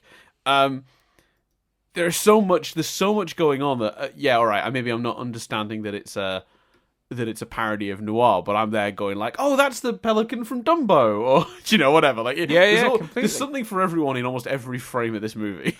But that works as well, whether you're a kid or not. Like, genuinely, Right. even as an adult, I was like, oh, Bugs and Mickey on screen together. Like, I knew it was coming, but it was still cool. I was still like, oh, I sweet. love that scene so much. When he wants a spare, Yeah, I mean, he it gives him a does. spare tire. You can feel the contractual obligations to be on screen for the same amount of time. Like, you could feel that in the scene. Yeah, you but can. It still works. You can. And they've had to cheat slightly because I think Mickey comes into frame first, and then they pulled back and revealed Bugs. And the way they got away with that was, I don't know if you noticed, earlier in the movie when he's walking through that sort of like the lot when he first goes to the studio and meets Maroon, Bugs walks through the frame for a couple of seconds. And I've not timed it, Chris, but I tell you what, I bet you it's the amount of time that Mickey is on screen without Bugs in the shot when he's falling. Because it's probably just a couple of seconds, but you see Mickey first as the camera pulls back, and then you see Bugs. So I bet the couple of seconds difference between those two is why Bugs is earlier in the movie walking through that car park. It made me feel like Bugs was in it for longer. Because he appeared, in my head, he appears twice. Yeah, but it's only for a couple seconds. It's just very brief. Yeah. But like that joke with the spare tire and then Bugs being like, "Ain't I a stinker?" Like, I'm sorry, Warner Brothers won. That scene, Bugs is the thing that's entertaining. Mickey is so boring in that scene. He doesn't do anything. Bugs gets to play a prank on our hero. He's the straight man to Bugs in that scene. Yeah. Like, he's the supporting character of that scene for sure. I imagine they weren't thrilled. Right, 100%. And one of my other favourite cameos, if we're just talking about cameos in general, Droopy. I love Droopy as a character, and him as the elevator operator in Toontown. Yes, it's fucking great. Just give me that all the time. I'd watch a whole movie about that. Just Droopy running an elevator. It's great. So good. What other notes do you have before we? Yeah, I guess we. Yeah, so Judge Doom straight up murders that shoe. Is that fine? So I got some logic questions about the world, Chris. Just a couple small ones, but they're talking about murder because Maroon just got murdered, right? And this judge, who's presumably some sort of elected official or a government official who judges things, is like, someone murdered this man and we're going to find him and there'll be punishment, blah, blah, blah, right? Which is like, fine, okay, that's a justice system. He then picks up a shoe, which is, as far as I can tell, a sentient being. It's a Toon shoe. It's got a face and it screams, and screams actually provided by Nancy Cartwright of Bart Simpson fame. Yeah, that's cool. It was it was about a year before she got to play Bart Simpson. It was so completely unknown. They just dragged her in to do the shoe sounds. Anyway, in one of the most brilliant scenes for setting up a villain ever, this adorable shoe, he just drops it in the dip and it screams and dies. Now, is that not murder also? Does murder of Toons not count? Is this society so racist that the murder of that shoe is fine? Yeah, I think they don't count it, or they're all scared of him. Weird. Yeah, I think that is weird. Do you know what else is weird about the dip? The dip was the logic thing for me. So, Toons can't be destroyed by anything. This is my next one. But he manages to create dip, which is so powerful, it can destroy Toons that can't be destroyed by anything else. So you'd imagine that shit's got to be pretty strong. But one, it doesn't impact walls at all, and two, humans can just stand in it, and then you can dilute it with water, and the Toons can then get back on the floor after. I'm like, they're really playing fast and loose. So the notion is they've created something that is powerful enough to destroy Toons, but it literally won't impact anyone else, and a bit of water will dilute it enough that Toons are fine. So that one they get away with because I thought you were going to say something else. That one's interesting. So, it turns out the dip, he describes what it's made out of. I don't know if you recall this. The dip that kills Toons I didn't pay attention, but yeah. Turpentine, acetone, and benzene. Now, those are all paint thinners. And if you're making animation and you wish to remove something from a cell, that's the chemical you use to break down the paint and colouring to get it off the cell. That's fucking genius. Yeah, that's very clever. That's an absurd level of attention to detail that breaks my brain. Yeah, and makes complete sense. Yeah, so I do understand that one. But with that extra knowledge, that does make sense. The one that got me though is you can't kill a Toon unless you make it laugh too much. Does that make sense to you, Chris? Can you make that make sense? I need to pee. Can you? Do you have an answer for that question? Why the weasels laugh too much and they die while I run to the toilet? and then we'll swap because I need to pee. No, but to the point where I actually Googled the weasels characters because I was like, this feels so obscure and weird that this just must be a thing for these characters, and because I'm not familiar with the characters, I'm not aware of it. And I tried to look it up, and it doesn't seem to be the case. That doesn't seem to be a thing for those characters. Someone correct me if I'm wrong. I may very well be, but as far as I can tell, because there was basically on the Wikipedia, it's like makes them die by laughing, and I clicked on that thinking it would be a character piece about the weasels and how they could die by laughing. But no, it was just literally a Wikipedia article about dying from laughing. And I was like, well, that looks morbid. So no, as far as I could tell, that's not a thing related to them as characters. And that makes it even weirder. Because I think the problem with that is it's so specific and it's so sort of, at no point does it, as far as I can remember, does a character yell, if you make them laugh really hard, they'll die. Maybe it's embedded in earlier, but it certainly watching it, it felt really random and really out of place to the point where I was like, well, this must be a pre-existing thing, and couldn't find any indication that it was. Yeah, there's one line earlier in the movie when they are in Eddie's apartment and one of them starts laughing and he says, hasn't the boss told you, you can't laugh too much, You know what happens if you laugh too much or something like that. But it's like, it's thrown in once and it completely contradicts the idea that Toons are basically indestructible. Yeah. So I always found that strange. And what's funny is, though, they die, but they don't die, do they? They turn into Toon ghosts. So they're still about, sort of. Because even one of them, once he's a Toon ghost, still pulls the lever to make the thing go. So I don't know. Yeah, it's all super weird. Yeah. Right, I'm gonna pee while you give your next point. Yes, that's fine.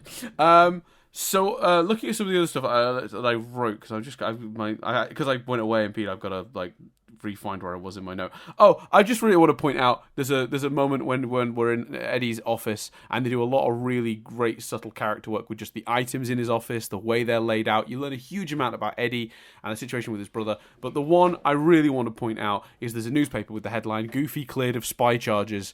That might be the greatest headline ever written by a human being on anything ever, and I love it. I love it so much. It's literally my favorite thing, and I don't even really know why. I was gonna. That's a question for Chris, so I'll come back to that one. I kind of like that Eddie's initial motivation is that he's annoyed someone made a patsy out of him because they made him go take these pictures, but obviously it was like part of like the whole scheme. I thought that was a clever way to get him to, because obviously you've got a problem where you've got a character that doesn't really want to deal with toons getting sucked into a whole murder mystery revolving around toons. I just thought that was a reasonably smart way to get him to get into it without really needing to waste too much time explaining it, which I thought was good. What else? Oh, I thought the blackmail angle for Maroon was a good way to make Maroon act like a villain without him actually needing to be one. Because obviously you want to do the double bluff, so he has to be doing some dodgy stuff. Because you want to make sure he looks like a villain, but you also don't want him to actually be the villain because he's ultimately going to become a victim. I thought that was a smart script thing that I just thought made a lot of sense.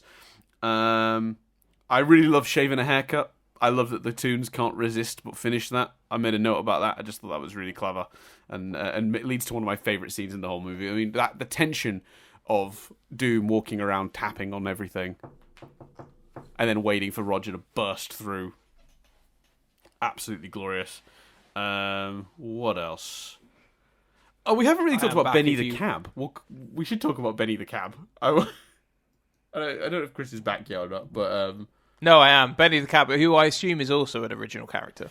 Yeah, I think Benny is an original character. Yeah, so I think it's Roger, Jessica, and Benny are the original characters. I think everyone else, or mostly everyone else is from something. What did you think about Benny in general? He's got a function in the script, but how did you think of the way he was characterized? I thought it was characterized brilliantly. I thought the animation of it, the voice work. I think the notion when he is crashed, but he's still awake and they don't realize because random poison's been spilt on the road. Not the thing that's going to kill them. They've got that in the bag, but that's not what they use in this instance. They just use something to make him a bit slippy. But I thought Benny was brilliant. A whole lot of fun. That first sort of appearance where he bursts out. I love the boldness of giving someone an entrance like the audience know who they are, even though they don't.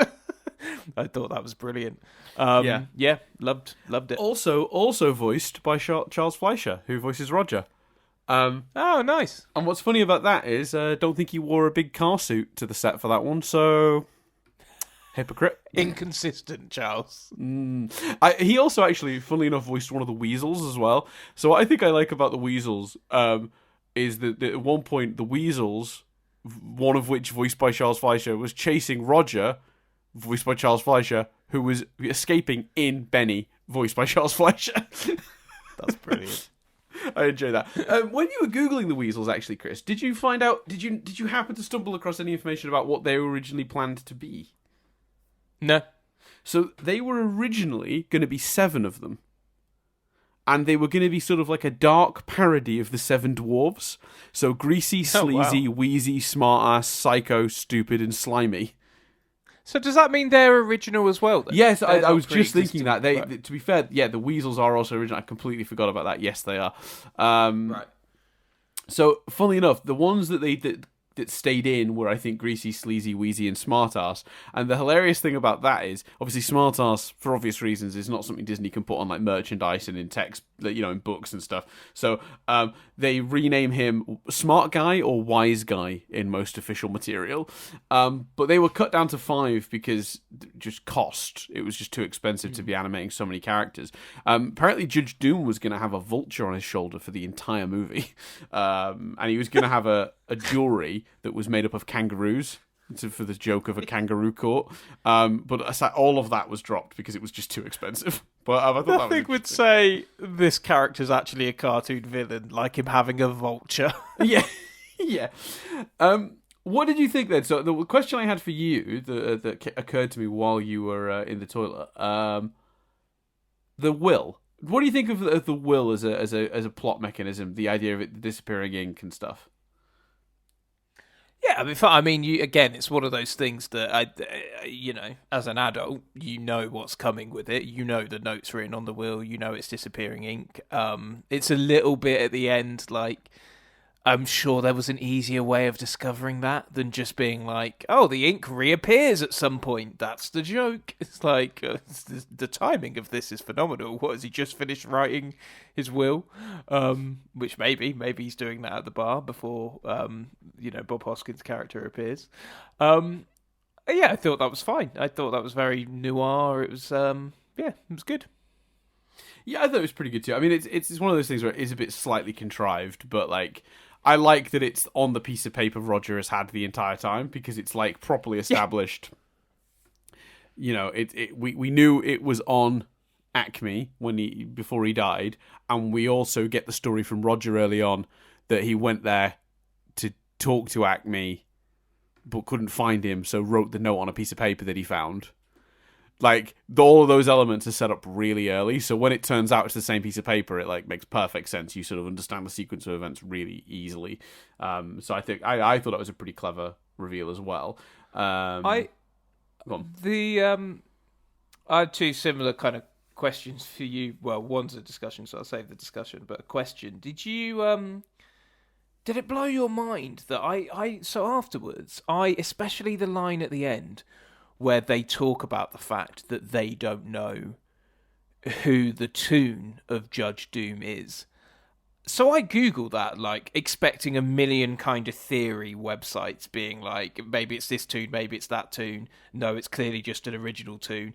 Barely anything, barely anyone talking about that element of it. So as a kid, did that idea that, maybe it's a Toon villain we already know but haven't seen interest you, or... Do you think it's just honestly, I'd never considered that. I guess I kind of always assumed he was an original character, but that's a really good point. I guess you could theoretically, but who would let you make their character the villain of your movie? I guess. Well, Toons there must have been villainous characters in these cartoons, weren't there? Yeah, it's a fair point, but with red eyes and a high pitched voice, maybe not, because that's a very specific description. I think maybe that's why it doesn't occur to people. I think it's because I don't think anyone really fits that description that I can think of. Right. I don't know. Like, listeners chip in if you have an idea of who else Doom could have turned out to be, in terms of him turning out to be an existing character. Who might that have been? Because there is a point early on where, like, that and I couldn't. I meant to sort of rewind and watch the scene back again, because there was a point where Bob Hoskins' character is going after Jessica Rabbit, and then there's like this sort of manic version of her that chased him and stuff. Yeah. And I was like, is the implication that Jessica Rabbit's got like a split personality? Like, I was really confused for a second by that. That's a different character. I worked that out after, and then also that character's got red eyes, so I was like, oh, maybe this is the villain. That's what I was looking out for, the red eyes. Yeah. And I was like, is the twist that it's Jessica Rabbit somehow?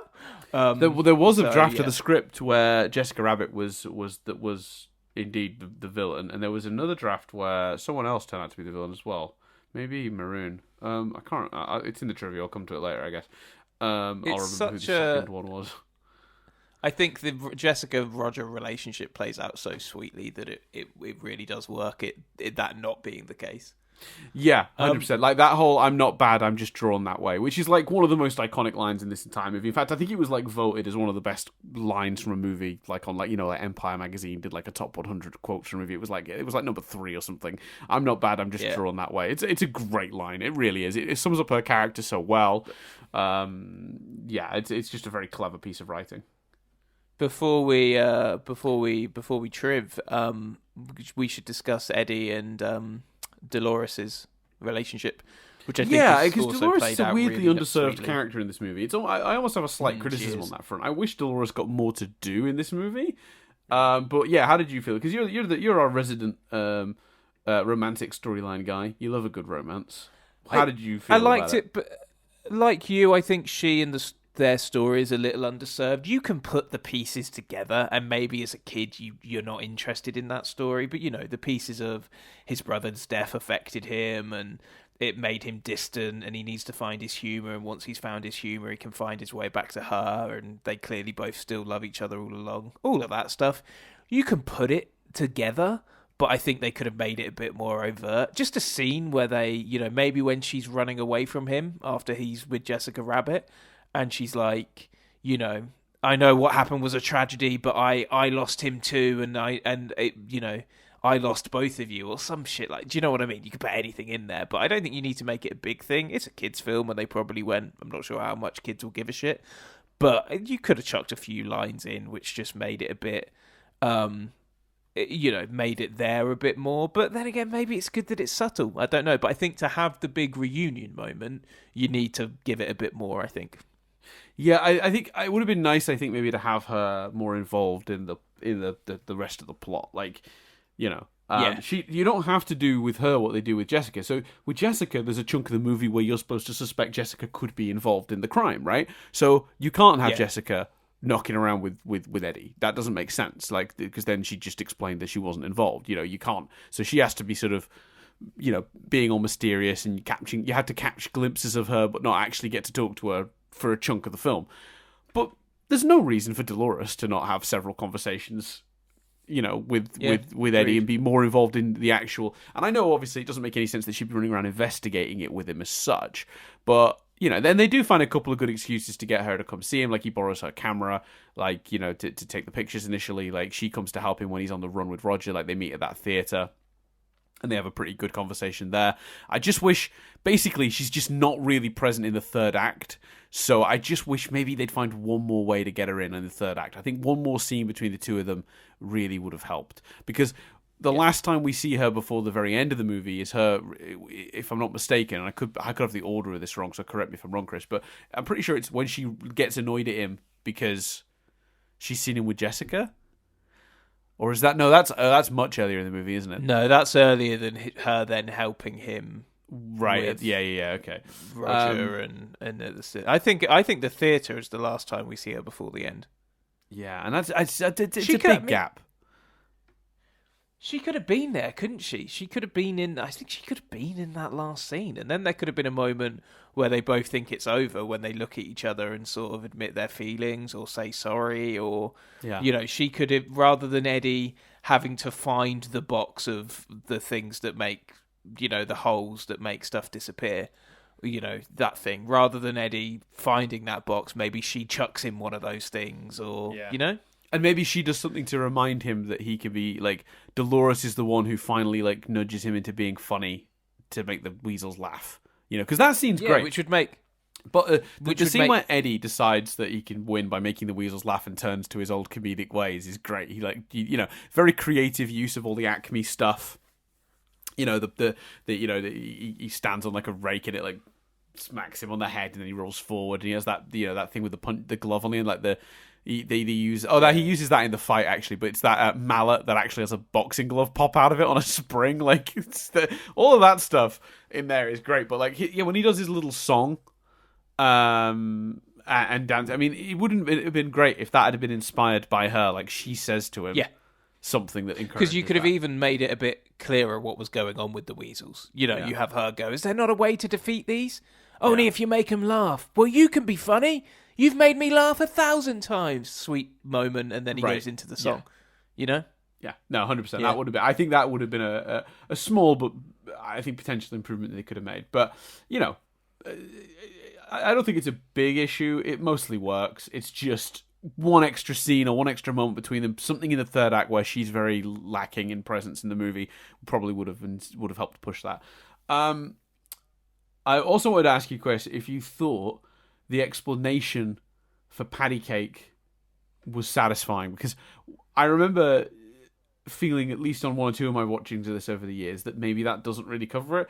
Basically, Maroon wanted to blackmail Acme, so that's why he set up and made Jessica go play patty cake, and then asked, knowing full well what she was about to do, asked Eddie to go and take the pictures. And he basically, the way he convinced Jessica to do it was that if he didn't, Roger wouldn't work in this town again. Is that, do you think, a sufficient explanation for essentially her quote-unquote cheating on Roger? It's difficult because the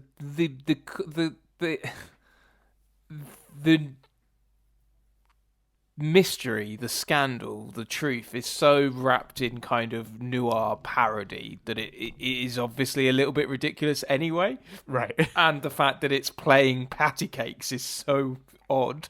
Like, I think they get away with it, but they get away with it because as a viewer, you quickly forget how it destroys Roger and how it is, cheating. Yes. But in your head, it's just them playing patty cakes, so it doesn't seem that bad. I think that's how they get away with that. Yeah. But yeah, when you really think about it, if you draw a direct comparison to, cheating, then yeah, it's a bit hard. But I think they get away with it because of the decisions they make around it. Chris, have you got your bus ticket?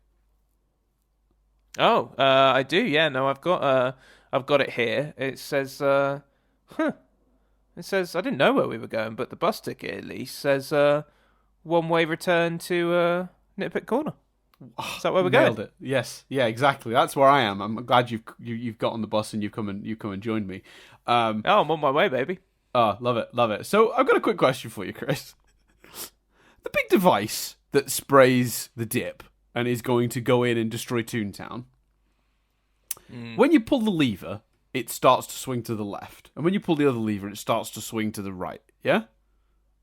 Yeah, the dip is. I had a real kind of, as I've expressed, like real. Yeah, the way they use the dip. This is more specific to the machine. So you pull one lever, it goes right, and you pull the other lever, it goes left. Yeah. Yeah. That seems to be how it works, from what we see. When they pull the lever to make it go towards Roger and Jessica, it creeps really slowly. But when someone whacks the other one, it slams the other way at an incredible speed. Why doesn't it go that speed the other way? I mean, obviously, because we don't want Jessica and Roger to die, but because the scriptwriter would prefer they didn't. But practically speaking, what machine is this where it pivots left really, really slowly, but right, swings that way in a second? Yeah, it's watch the scene back with that in mind. Couldn't figure it out.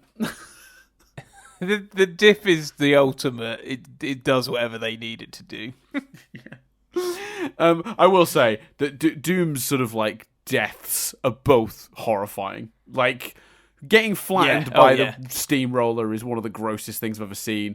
The sort of very impressive, I assume, stop motion practical effect of the flat Doom getting up and going over to the thing, and that's also really horrifying, like proper body horror. Because it's one thing to see a toon get flattened, but to see a realistic looking human get flattened is very mortifying. But then when he melts in the end, like, oh, that's all really gross too.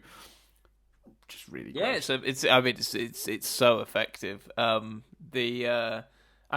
like you say, that gun, that hammer thing that pops out, they established that right at the beginning. Yeah. And then that's what he uses. Yeah, and the thing he uses to get through the magnet when the thing that creates a hole.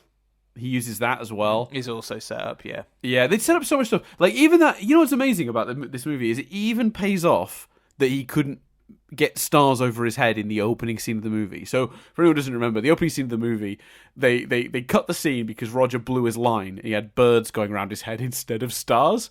Part of me just goes, what a dickhead. Birds are fine. There's nothing wrong with that. But birds are fine. There's the same effect. Like, the script says stars, who gives a shit, mate? Just fucking finish your movie.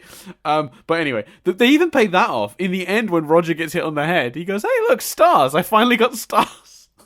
Yeah. Which is brilliant. It's so intricate and well done. I love it. I'd love the other thing with Doom in terms of nitpicks. Not quite nitpick corner, but like I don't think it's enough to be like, is that a rubber mask? Like, yeah, quite an effective and intricate rubber mask, isn't it? Like, yeah. Come on now. Yeah, we'll go with it. I've got two very tiny... I think that the subtlety of his eye and glasses getting like scratched and him hiding that and running off to clearly fix his eye is beautiful. Yeah. It's really subtle and nice. Yeah, and apparently there was a lot of trouble on set because they really wanted that effect. You know, where the light shines in his glasses and hides his eyes because the glasses almost become white. But that's a thing that happens in animation. It doesn't really happen in real life. You have to stand at a very specific angle for your glasses to be sort of whited out like that. So apparently they had to do a lot of takes for many of Christopher Lloyd's scenes to get that effect because you have to stand exactly where the light was like aimed at a very particular angle, and his head would have to be tilted exactly a certain amount of degrees a certain way. Apparently that was a nightmare to create as an effect, but they wanted to do it because it was like visual hints that he's a toon prior to revealing it, which is cool. I do have I have two very small notes, just two things I wrote down that I liked that I didn't get to mention. I love the I do I don't scene when he's trying to convince Roger to drink to help him escape. So it's you do, I don't, you do, I don't, you don't, I do. God damn it! And he takes the drink and he drinks. It's so good. It's a proper classic. Like that's a Bugs Bunny style joke. Love it. I also really love again something that was set up earlier in the film. His reaction to alcohol. It's such a good script. It's such a good script. And then the other one I really like is just a very small line, a really funny exchange, when Jessica admits that Roger's a terrible driver, and he says, "A better lover than a driver," and she just replies, "You better believe it." Just couldn't get my head over that. That's great. Love it. All right. You know what time it is, Chris? Let's triv it up! I'll give you some trivia. Right. Did we start doing that on this, or is that an Avatar thing that we're carrying over? No, I think I'm gonna give you some trivia might have happened on Avatar, but I think Triv It Up was this. Okay, cool, good. So yeah, it's fine. Oh, maybe even I'm gonna give you some trivia was on this. The Matrix ones, maybe. So really recent, but anyway, who cares? Who cares? I don't know. I don't want to get rid of it though. So. No, it's sticking. It's not going anywhere. I'm committing to it. So Disney was kind of struggling in the 70s with flops like The Rescuers, and they had the idea that to sort of work on some more adult-aimed content that launched Touchstone Pictures as an excuse for that purpose. Now, I don't know if you're aware of this, but this is actually an adaptation of a novel. Sort of. The novel is called Who Censored Roger Rabbit, and it's quite different. And I'm not going to... In fact, it's so different, I really don't think there's much point in me going through the differences. It's very loose. But I will tell you the cool thing about the book that I liked about it when I've read into it. It wasn't about cartoon characters. It was about comic strip characters being in the real world rather than animated ones. And when they talked, they left speech bubbles, physical speech bubbles that would appear and then have to be like cleaned up because they would just like litter everywhere from every time these characters spoke. And in that, someone kills Roger Rabbit, and the biggest and most important clue to solving his murder, or at least the starting clue, is his final speech bubble that's found at the scene of his death. That's just very innovative. That's a great idea. Ironically, weirdly, the author of that novel then did a book called Who Plugged Roger Rabbit, which was not a sequel to his first book, Who Censored Roger Rabbit, but was weirdly a sequel to this film. Well, I mean, you can't blame a guy for jumping on that bandwagon, can you? Right. Yeah. But what Disney kind of liked about it when they purchased it was that it felt a good fit for them, for Touchstone, because it had elements of, cartoons and kids media, which is what they'd been into, but Touchstone was designed as them, and it's used to make more adult-orientated films. So it felt like a good mix of dark tone and cartoon stuff. So they bought the rights to it in 1981 and immediately commissioned the writers Jeffrey Price and Peter S. Seaman to write the script itself.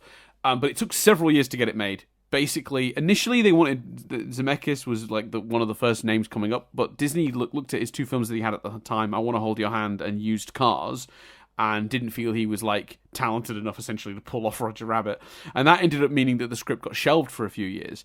But eventually, after Back to the Future and his relationship with Spielberg and Amblin, they agreed to basically co-finance it with Disney. And as a result of the success of Romancing the Stone and Back to the Future, Disney finally greenlit it on the grounds that half the budget, or a percentage of the budget, I don't know how much, was covered by Amblin. And that way Zemeckis could finally make the movie. But there was so much basically faffing about that they were like something like 40 or 50 drafts of the script over the course of that time, which might be one of the reasons that it's so far from the book. But apparently there were drafts that included, as we mentioned earlier, Jessica Rabbit being the villain. There was apparently a draft where I remember I said earlier there were two people that were potentially going to turn out to be the villain other than Doom. One of the other potentials was Baby Herman being revealed as the villain. Oh, wow. I think I would have liked that. I don't think Jessica works ultimately because of the movie we got. But I kind of like the idea of Herman turning out to have been the villain. Yeah, I think that works. So that would have it fits that sort of not the person you expect, but not the. It's almost very modern. Yeah. Yes. Yeah. Actually, it's a really good point. Yeah, it's not the one you expect, but it like fits and makes sense. It would have maybe caught a few people out. So apparently, the two guys who wrote this love the movie Chinatown, loved it so much, and there were two sequels planned to that film. One called The Two Jakes, which actually eventually got made in like 1990. But the second one was a film called Cloverleaf, and it dealt with corruption in the Los Angeles streetcar system so that freeways could be built to replace them. And it pretty much, they just took that story from the unnamed movie and just used that as the plot for this. And even going to the point of taking the name of that film, Cloverleaf, and making it the name for the company in this movie. They didn't even hide it. The people making this film didn't give a fuck, did they? They really didn't. They stole the plot of an unmade Chinatown sequel and mushed it together with this book. At least they had the rights to the book, because fucking hell. But like, oh, Warner Brothers don't want us to do this. Nah, let's do it anyway. Fuck it. You know what? I kind of respect it. They were just like, no, we're going to do what we want. Who cares? I like to think they were drunk on Back to the Future power. We got the director. With the Back to the Future guys, actor. Who's going to tell us differently? You? Nah, shut up. That's the point, actually. Did you watch this first or Back to the Future? I meant to ask that earlier. Nah, I watched this first. Right, yeah. Right, so for you, Doc Brown, whereas for me, Judge Doom is Doc Brown. For you, it was the other way around. Yes, but I will say the characters are so wildly different. I didn't have a lot of trouble parsing that as a child. It was clearly the same man. I was able to recognize the face, but they were so wildly different that I didn't go like, God, I really can't take him seriously as Doc Brown because I'm seeing Doom. Christopher Lloyd's so good at jumping between those characters, and they're so performed so differently and written so differently that thankfully that didn't create any sort of dissonance or anything like that. Which is I think a danger. I reckon there are people that went and watched Back to the Future and found it hard to watch Back to the Future because all they could see was Judge Doom. For sure. But he brings so much warmth to Doc Brown versus the coldness here that it's literally night and day. Yeah, it's a stunning performance. He's a great actor. No, I definitely saw this first. This is a really early love of mine, this film. Fair enough. And I remember Back to the Future was one of those movies that I remember. Maybe we talked about this. I think I might have one Christmas glimpsed some of the third one on TV before I ever sat down and watched them. I don't know if we talked about that or if I remembered that even at the time, but that memory has just struck me that I remember one Christmas, the third Back to the Future was on television, seeing parts of it and just being confused and being like, I don't know what this is. And it was probably a couple of years till I ended up sitting down and watching the whole trilogy. Anyway, so to convince Disney and Amblin that they should make the movie at all, the filmmakers actually made a small short test involving Joe Pantoliano playing a version of Eddie Valiant, and a Roger that kind of follows him into an alley and then bumps into some crates. They were just trying to show that visually it could be done. And you can actually, there's footage from that online now that you can see. It's a really cool short. They actually, when they launched the Disney Channel, they actually aired it on the Disney Channel as just like a, this is a thing we're working on, maybe. But it was so convincing. They were the Disney executives were convinced that it had actually been a man in a suit, and they'd put animation over that maybe, and they had to explain, no, we've animated him in, and it's 100% animation, and all the things moving are because we use practical effects. And it was a tricky one to convince them of, but I think that's really cool. I just can't get over how much they achieved in a relatively short amount of time. Like I've got visions of like Family Ties finishes, and Michael J. Fox is like like Zemeckis is at home and there's a ding dong, goes to the door. He's like, "Oh, Michael, come in. I'm just working on something. Come in." And Michael's like, yeah, and they go in, and Michael's like, I'm just wondering how you're getting on with Back to the Future Part 2 and 3. Like, are we moving forward? Are we making progress? And Zemeckis is like, yeah, I'm just, and he's just like dicking about with like green screens and wires. Like, I like the idea that Charles Fleischer was just in the background in his rabbit suit. Yeah, and Michael J. Fox is just stood there like, come on, we could get moving here, people. I'll tell you the sillier one. I forgot about this. So Benny the Cab. Yeah. Quite difficult to do, actually, it turns out, to have Bob Hoskins sat in a car that's moving around on roads, but isn't there. So what they did, they had this they called it like the Benny the Cab cart, but it's basically like a little buggy, little thing that has a seat up on top that Bob Hoskins sat on, which, by the way, meant his butt was right above the engine and where all the heat was coming out. So apparently that was deeply uncomfortable. And then there was a guy like crouched down in a little tiny seat that was out of at the very bottom, like almost ground level, steering it and driving it around, having to follow. And they gave Bob Hoskins a steering wheel attached to a bungee cord, and if Bob Hoskins made that go left, the driver had to watch what Bob Hoskins was doing and make the car copy it, and then they painted Benny the car over it. If you can find footage, there's footage on from the DVD of stuff of what that looked like before they drew Benny over it. It's fucking bonkers. It looks ridiculous. It's amazing that worked, because that was a bold move to go with that tactic to make that shot work. I'm gonna have a look. It's crazy. That sounds insane. Yeah, it's absolutely bonkers. Like I remember the very first time I got hold of the DVD and watched the extras and saw how they did that, because I'd never even considered that might be a challenging thing to do visually. But of course, once you actually think about it, you go, oh yeah, how did they film that? And yeah, the way they did it, it's such a simple but also wow. Yeah, right. That just looks dangerous. Yes, correct. I agree. If you're listening to this now and you've never seen it, do dig up the footage of that if you can. It's on like YouTube or whatever. It's crazy how they did that. God. Yeah. Anyway, so when Zemeckis and Spielberg were sort of like figuring out how to get this movie together, they obviously had a lot of we'll do our traditional, here's a list of people that might have been in the movie. Amongst the people considered for Eddie, originally the very first person they spoke to was Harrison Ford, but he was too expensive.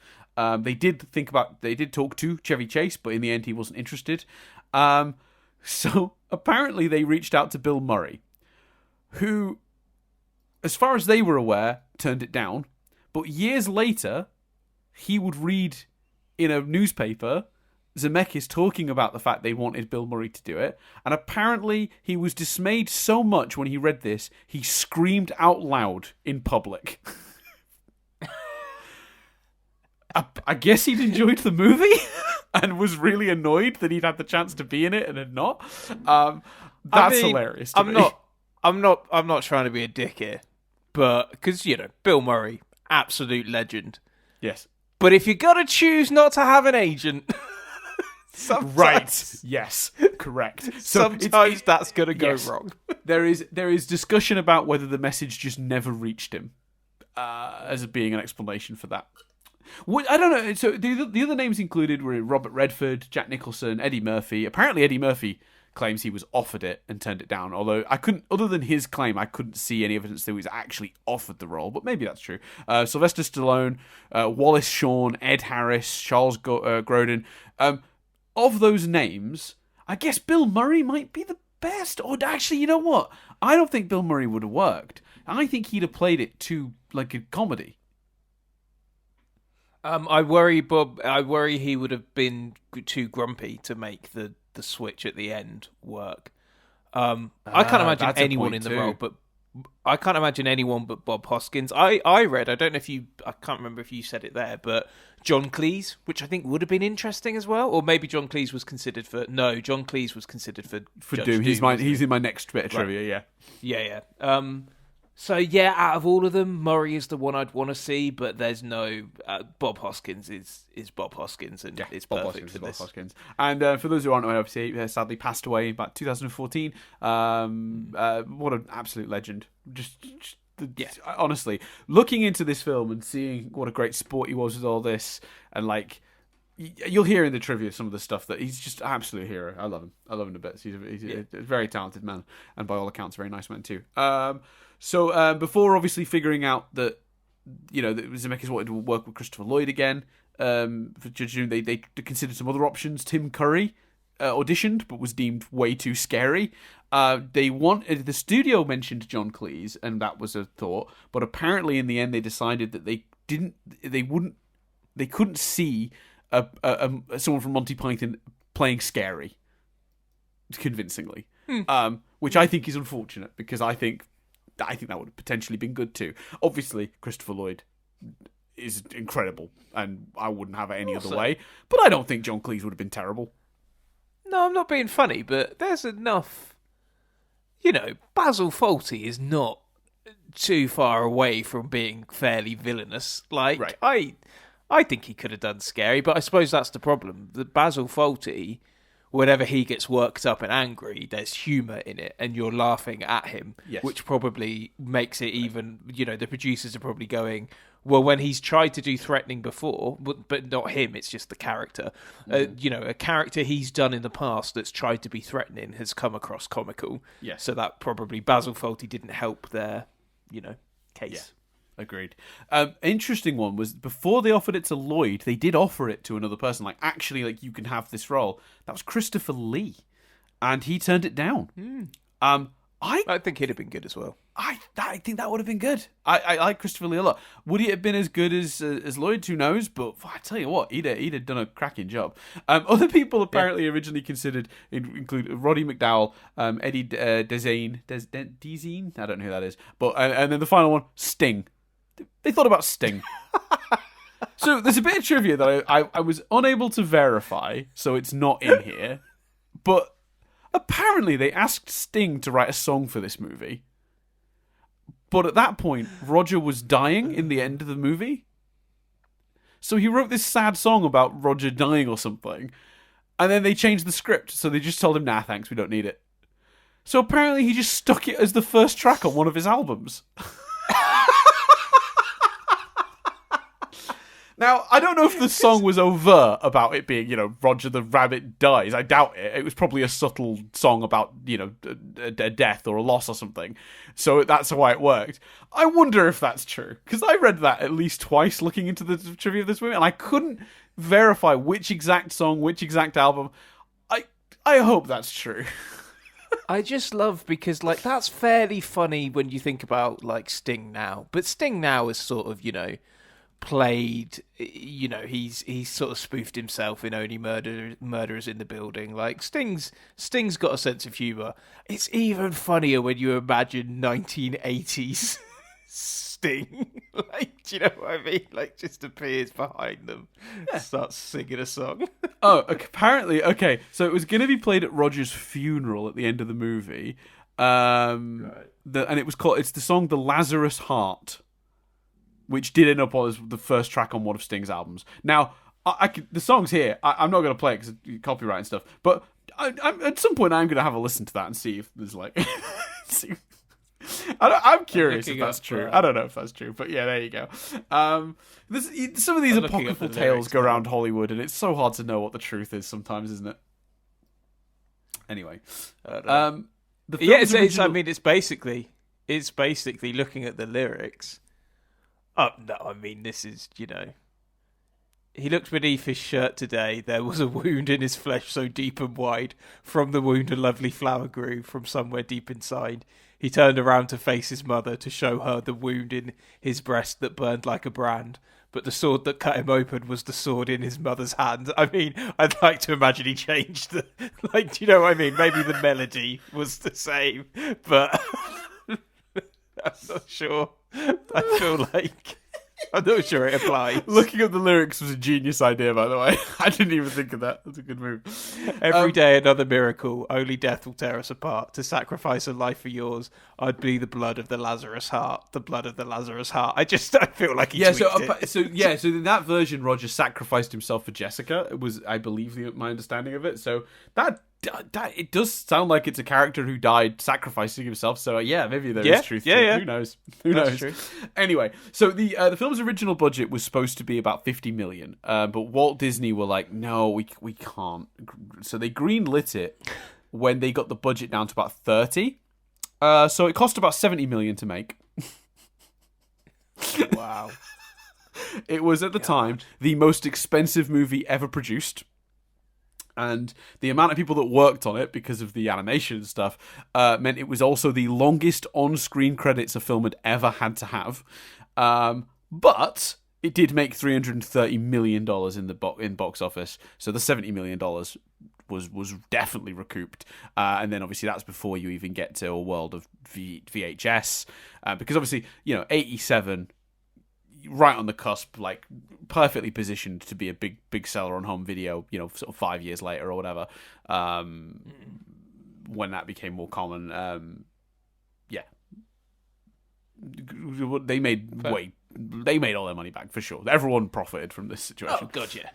No one. I don't think people lost money from it. Not at all. No. 70 million, and then 330 made in box office receipts. Even if they did do double the budget for marketing, which is the usual rule. Although I don't know if that was true back in the 80s. But even if that's true in this case, that's still 140. They still made 100 million profit just on the box office prior to home release. So. Yeah. On the special edition of the DVD, Robert Zemeckis recounts that he had stated in a newspaper... Oh, we've talked about this one. He had stated in a newspaper interview that Bill Murray was his and executive producer Steven Spielberg's original choice for the role, but he couldn't get in contact with him at the time. Murray, in turn, has stated that when he read that interview, he was in a public place, screamed his lungs out because he would have absolutely accepted the role. So there you go. And and I think would have been very good, but I think Hoskins would have been better for the grumpy element discussed earlier. Agreed.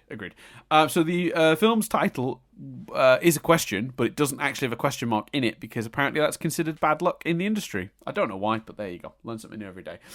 For this movie, animation director Richard Williams set out to break the 3 rules that had previously been set up as conventions for live-action animation mixing. First was moving the camera.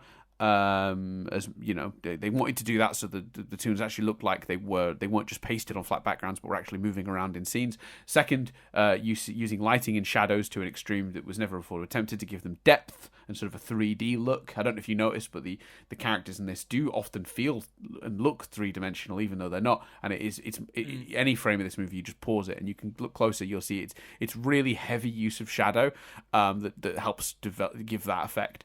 It gives them a real dimension. It's hard to explain. When you freeze a frame and look at it, you can see. The third thing is that the tune's interacting with real-world objects and people as much as possible. Basically, what I thought was funny was I watched one of the DVD extras yesterday, and they literally say that those rules have been established, when they've done things like Mary Poppins and stuff, but the animation director was just like, look, Robert, to Zemeckis, that's been mostly born out of laziness. There are solutions to almost all of those things, and we should give it a go. So that's what happened. And Michael J. Fox was behind Zemeckis going, I think it's going to take a bit of time, though, Bob. Maybe. It's fine, maybe. Michael. We're going to use the same tunnel for the 2 tunnel scenes in our movies. Don't worry about it. That'll save a lot of time. There's a tunnel in this. There'll be a tunnel in your movie. We'll just use the same tunnel. Don't worry about it. Look, Bob, can we maybe just start the sequel to Back to the Future, but maybe we have like an assistant director for a bit? And he's like, oh yeah, okay, fine. He's like, oh okay, great. We'll get the gang together. We'll do some stuff without you. Oh, cool. Who else is in this Roger Rabbit movie, by the way? Christopher Lloyd. Oh, for fuck's sake. Okay, that's good. So yeah, about 326 animators worked full time on the film. In total, 82,000 frames of animation were drawn, including storyboards and concept art. And animation director Richard Williams estimates that over 1 million drawings were done for this movie. And apparently, for colouring it, they were at such a they were so desperate to get it done in time that they were struggling so much that they had to have it colored in 4 different countries, and most of those places they were drafting in art students to help color it in. Like, they're just bodies. They were just like, throw bodies at this. Like, how many humans do you have access to? Throw them all at it. It's kind of amazing. I will say, only topped by the decision to redesign Sonic with like a month to go. Yeah. One thing I will actually say is pretty interesting is like looking at this, and I've been thinking about it. I read it's not in my trivia, but it took about 5 months to shoot the movie physically. So I wonder if the way Zemeckis got away with this was they shot it in 5 months, but then there was probably a very, very lengthy process when they were basically having to make a new movie on top of that movie with animation. And that took long, and how they had an animation director called Richard Williams. So at that point, did Zemeckis film the film and just hand that over to Richard Williams and then go, "It's your project now, mate." And then Zemeckis hopped off to do Back to the Future. I'm wondering if that's how it worked. That must be how it worked, right? Yeah, but there's so much. Zemeckis would have had to have done so much of that legwork in terms of where people are looking and making it possible to do that. I'm just going to, while you do the next one, just to pre-warn you, if it's a question for me, I'm just going to nip and get a hoodie because it's cold. Oh, fair enough. So Roger Rabbit is described design-wise as having a Warner Brothers face, a Disney body, and a Tex Avery attitude. He's wearing Goofy's overalls, Mickey Mouse's gloves, and Porky Pig's bow tie. Apparently, the animation director Richard Williams says his design, particularly his colour, were modelled on the American flag. Obviously, red overalls, white body, blue tie. And that would apparently, he believed, would make everyone subliminally like him. That's weird, but fine. To get the feel of acting with fictional cartoon characters, one of the things Bob Hoskins did was studied his 3-year-old daughter playing with her imaginary friends. I love that. I dearly love that. That's weird, but very interesting. Guy, man. Like, if there was alternative titles for these, this week's would be Bob Hoskins. What a guy. Yeah, absolute treasure. Love it. I think that's very nice. So several voice actors reprised their roles as characters they played before. So that was Tony Anselmo was Donald Duck, Wayne Allwine was Mickey Mouse, and Mel Blanc got to come back to do Bugs Bunny, Daffy Duck, Porky Pig, Sylvester, and Tweety Bird. He wasn't able, sadly, to come back as Yosemite Sam because his voice towards the end, unfortunately, couldn't do that again. So the guy that was doing Yosemite Sam in modern cartoons came in to do that. It's a real shame. But not weirdly, sadly, Mel Blanc died a year later, making this one of his very last performances as those iconic characters that he started. I think it's lovely that he got to go do this before he passed away, because obviously, again, the goal of the animators was to use the classic versions of these characters. They were very determined that the characters represented the ones that would have existed in that time period, so particularly the sort of 40s and 50s, and not the modern sort of 80s, 90s versions of them. So getting Mel Blanc back in to reprise those roles was, especially considering he passed away just a year later, is a real stroke of like timing and kismet, or whatever you want to call it. And I think that's very nice. What a great send off for his incredible work over all those years. Yeah, agreed. Another one that they got to bring back, which I thought was really cool, was they brought back, I think it's Mae Questel, who voices Betty Boop. She did Betty's voice from the 1930s until the character was retired, and they got to bring her back. Although, funnily enough, she kept working. She ended up being Olive Oyl in Popeye the Sailor Man. But yeah, she was cool. She did Betty's voice for like 10, 15 years. Before the character was retired, and then got to revive her for this movie, which is also very nice. Yeah, that is cool. We've done the Bump the Lamp one. Apparently there are about 55 minutes of the movie with animated characters in the frame. Apparently the original deal, when they were trying to get the budget down to 30 million, like we talked about earlier, Disney wanted about 13, 14 minutes of animation in the movie. 55. Maybe they hadn't read the script. Yeah, I'm going to go out on a limb here, and I know this is a bold statement, Dan. So get ready, strap in. Yeah, I don't think the movie would have been as effective with only 15 minutes of worth of animation. Yeah, I would agree. I guess that was the thinking at the time, though, because any other movie that had done like a co-animation and live action, it'd done it for a section. So like Mary Poppins did it, but it was like a 5-minute bit, 10-minute bit with the penguins. Like, so yeah, I that must have just been the thinking, but I guess they didn't really understand that what Zemeckis was going for was like, no, that, but the whole thing. So yeah, he committed to his idea. So the Baby Herman line, I got a 50-year-old lost in a 3-year-old dinky. That is directly from the novel, but the age is different. So in the movie, it's I got a 50-year-old lost in a 3-year-old dinky. In the novel, it's I got a 30-year-old lost in a 3-year-old dinky. One, I find it strange they pulled that line from the novel because I do think it's one of the most inappropriate lines in the whole movie. Yeah. You go, oh, that's what they kept. Okay, but they changed the age. They made the age more so. I don't know. Whatever. Sure. Fine. The Ink and Paint Club's policy of only letting toons onto the premises as entertainers and employees, not as customers, is a reference to numerous segregated venues that existed during the mid-20th century, such as Harlem's infamous Cotton Club. It was a venue located in an African-American neighborhood, but the performers and staff were allowed to be African-American, doing shows and pandering to horrible stuff like jungle themes. And the only people who were allowed to attend as customers were white people. Fucking horrible. Shitty thing that should have never happened. Anyone involved, fucking assholes. I think it's a weird thing to reference in this movie, but it fits in the era, so it makes sense. When Doom picks up the record and reads its label, "The Merry-Go-Round Broke Down," he says, "Quite a loony selection for a bunch of drunken reprobates." That song, particularly "The Merry-Go-Round Broke Down," is the iconic theme tune for the Looney Tunes. So to describe it as a loony selection is a fun little reference. I like it. Yeah, nice.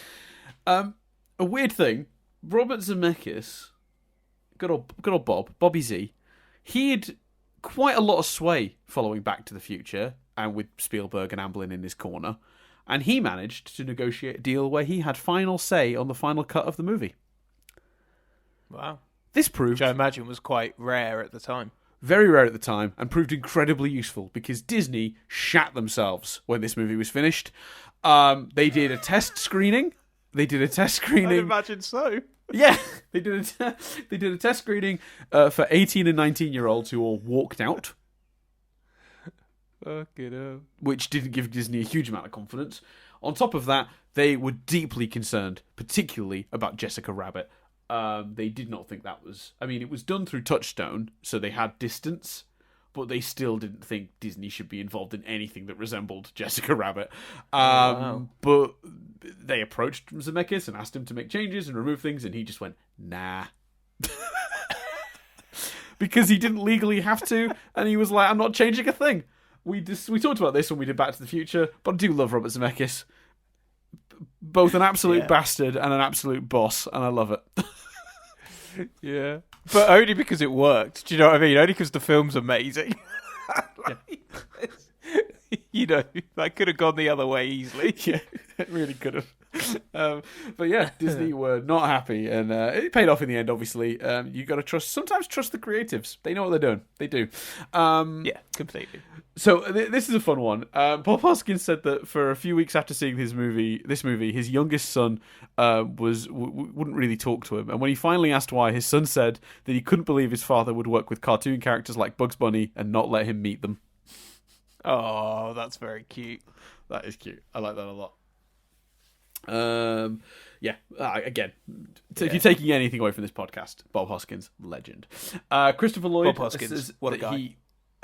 He worked out Judge Doom was a toon when he read the introduction of his character in the script, so really early on, when it stated that Doom never blinks. That is very specific and does feel like a toon thing. Yeah, so Christopher Lloyd just did the whole movie never blinking.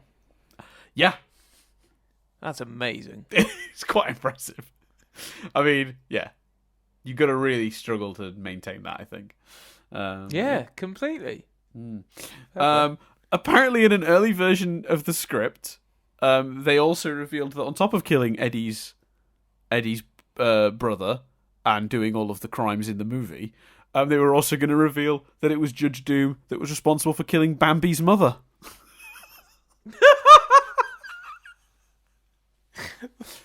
An idea I love so dearly, and I'm really sad isn't in the movie. No, there's no smooth way to insert it, man. No, there isn't, but I actually almost like the unsmooth version about it. You know, you killed my brother. I did, and I also killed Bambi's mother. You know, like just... and on top of that, I did this. You know, I think there's an intentionally unsmooth way to do it that's funny in itself. But yeah, I understand the reason it was removed. So, do you want to know? I'm not sure. I love the idea. I'm not sure it's not a step too far. No, that's absolutely fair. No, 100% fair. So, here we go. This is the last piece of trivia, Chris, and I've saved a doozy for last because I think this is fucking bonkers. They were planning. Well, over the years, there have been many sequels, prequels planned. One talking about Roger's rise to fame and meeting Jessica. You know, they've looked at sequels. They've done a bunch of stuff they've tried to work out over the years because it was a successful movie, right? And while Zemeckis isn't staunchly against the idea of going back to this well in the same way he is about Back to the Future, there's been resistance because it's like finding the right idea, the right time. Hoskins always said he'd do another one. Which is a shame, obviously, that he won't get to do that now. And Zemeckis has even said if they do make it happen, even now, they would consider including Hoskins in some way, you know, through computer-generated stuff, because, you know, he was always so eager to do another one. They thought that would be, you know, they thought they had a little bit of leeway with that because he was so keen, and that he always said he'd do another. But the most insane thing they ever planned, Chris, or ever was in development, is a prequel that had the working title Toon Platoon, where Roger and several fellow Toons were drafted into the army during World War II because Toons cannot be killed by conventional weapons and would therefore make great soldiers, and would go on a mission to Nazi Germany in order to save Jessica Rabbit.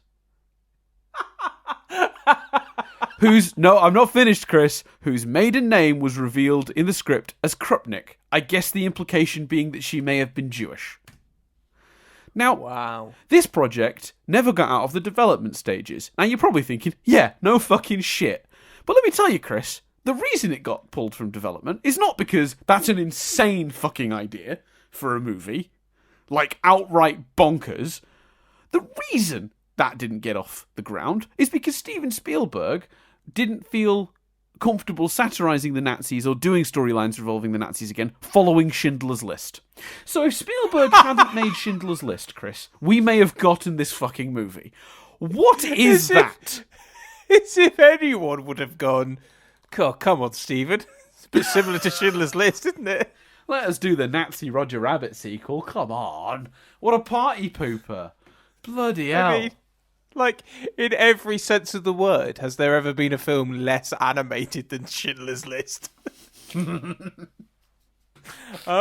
I think that sounds crazy. I'm glad they never made it. Right, that's insane. Look, you know, to be fair, the idea, the premise of the Toons can't be killed, so we're going to send them to war, that's kind of that's an interesting concept.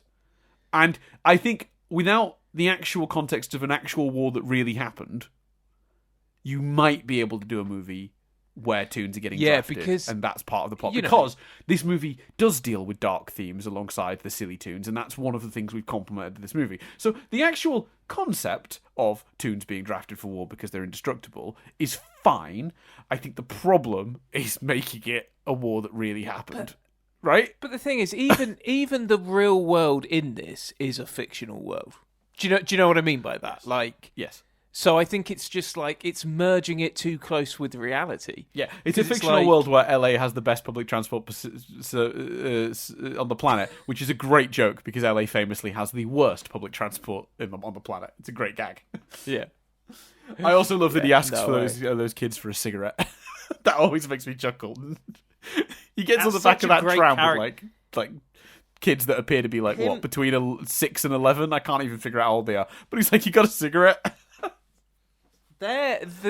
that's another moment, because that's really early on where I was like, this film's a masterpiece, because how the act of him not getting on the bus, darting along, darting along, getting on the end of the tram, and then letting on that kid, Helping the kid on, yes. helping the kid get on, tells us so much about that character. Yes. There's so much beautiful character work in that moment and in that scene. Yeah. That's just tells us everything without telling us, you know? And that whole scene was a real moment I had of, oh, this film's amazing, because just of how nuanced what they were doing with the character was in that moment. Yeah, really brilliant. Like, very well done. So yeah, that brings us to the end of the trivia, Chris. Did you want to talk about? I mean, we've this has gone longer than I was expecting. Do you want to do? Do you want to cover the? Do you want to cover the Secret Cinema thing briefly? Oh yeah. Well, just tell us the kind of things they did. Yeah. Yeah, so for those who don't know, Secret Cinema it ran for a good while. They used to do it where it's called Secret Cinema, or it was called Secret Cinema, because they didn't used to tell you the movie ahead of time. They changed it now. It's a different name, but basically you buy this ticket and you go, and they'd be like you'd see the movie, but they'd create all this real world stuff around it that was from the movie. So it'd be like stepping into the movie. Like they would play it in an appropriate location and do all of this like extra stuff around it. The Roger Rabbit one, funnily enough, is famously one of the ones that was kind of like simplest, and a lot of people criticized it at the time for that. But I went and had a fucking great time. So when you were in the queue, they had the weasels running around outside looking for Roger, and then they had a guy in a Roger costume hiding and running around. So it was just like you was straight away in the plot of the movie. When you went to go in, you had to knock on a big door, and the panel slides, and the animated gorilla, they'd put like a monitor up against the sliding thing on the door. So the gorilla's face really came up as an animated character and was like, what's the password? And you'd have to say, Walt sent me to get in. Once you got in, it was set up to be like the Ink and Paint Club from the movie. So there's performances happening, people singing, piano acts. They even had a Jessica Rabbit come on and sing her song from the movie. And then they played the film, which is obviously fucking just the film, and it's great. And then after that, they brought a big swing band out, and then everyone got to head onto the dance floor and dance. And they had all the people that were in character that had been wandering around throughout the film. So there was a Judge Doom guy that would been like sniffing around for Roger Rabbit, and then there's a Roger Rabbit guy who was like literally at one point hiding under my seat. And he popped out and scared the shit out of me. Like, that happened as we were sat down waiting for the movie to start. And then there was a Judge Doom guy, like, following him around, like, trying to sniff him out and doing the shave and a haircut tap. But when we all went down at the end to dance with the swing band, I danced with Judge Doom. That was so much fun. See, that all sounds great to me. Like, I think some of the more recent Secret Cinemas have almost, like... It's almost like, too big now, right? That seems like one of the purest versions of that concept. You go into the world and you watch the film, yes. Whereas now it's like you go. It's like an immersive experience, yeah. and the film is sort of secondary. So that sounds great to me. Yeah, I liked it. I had a really good time. Really enjoyed myself. And then of course, like we went in costume as well, period costume. So I wore like a big double-breasted jacket and wore like a crappy Detective Trilby hat and stuff. So yeah, it was fun. Really we got into that. I had a really good time. So yeah. No, that sounds wicked. That sounds great. I have one complaint, Chris. I bought a hot dog, and it was quite dark in there, and they had like squirty things for sauce, and I ended up putting salsa on my hot dog instead of ketchup because it was too dark for me to see the difference. That isn't ideal, Dan. Very upsetting. Anyway. Yeah. So that's Roger Rabbit. Sorry that went on so long, listeners. Hopefully it wasn't too bad. Where are we going next, Chris? Well, I've gone potentially, depending on what you do with it. I think I'm going quite bold, Dan. I'm bold in the sense that it is a huge film. It's a film that people that love it. People that have issues, have their issues. It's a big movie. And it's going bold because potentially it's starting us on a journey. So next week, Dan, we're going to be doing Lord of the Rings, The Fellowship of the Ring. Holy shit. Yep. Wow. It's a big choice, isn't it? Wow. Oh dear, we are getting ourselves in it now, aren't we? So there's a problem with this. I'm excited. I like those movies. The Tolkieniverse is a problem for many reasons. I don't know how I'm going to do the trivia. I've read the books, but I consider myself a casual fan. I don't know in what era of the Tolkieniverse certain things happened, and which races did what at what times, and which people gifted special swords to who. Like, I don't know a lot of that stuff. I know none of it. So don't worry about that. I know, but I'm the one who has to do trivia. Yeah, but I think you make the trivia about the film and the filmmaking, and, right? I think that's what you have to do. That's fun. Are we doing extended cuts? Or are we doing theatrical? I hadn't even thought of that. I don't know. I guess it'll have to be extended, won't it? Because we'll never hear the end of. You should have watched the extended. This problem you have with it is solved if you watch the extended. We'll have to watch. All right, and I tell you what, I've never seen the extended versions either. So okay, let's do the extended versions. Hello, everyone. You may have just been listening to Dan and Chris from the past. What idiots! This is Dan and Chris from their near future. 2-3 weeks later. We're not doing Lord of the Rings. Sorry about that. We are doing Lord of the Rings. The thing that gets me about this is I'm sitting there going, yeah, there was nothing logical this year that would fit, another release or anything like that. So there's no choice to be made in that front.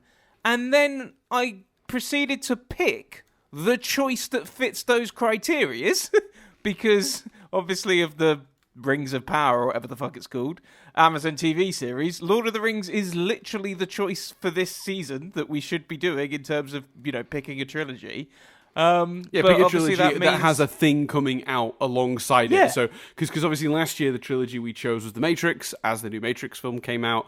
We didn't do that for the year before for Back to the Future, but Back to the Future. But no, yeah. The year before was Star Wars, I think. But we've done it with other films where we've chosen to watch the films in light of something coming out, and it's just the way I was going. Yeah, so there's no logical one, and then picked the logical one. But obviously, when I realised that actually I made the right choice, but fucked up a bit on the timings, and we discovered that the last 3 episodes, I think it is, of this series of Rewind Reviews would perfectly align with the beginning of the Amazon TV series. So we are doing Lord of the Rings, but we're pushing it back a little bit. Yeah, we're doing it as kind of the finale for the series.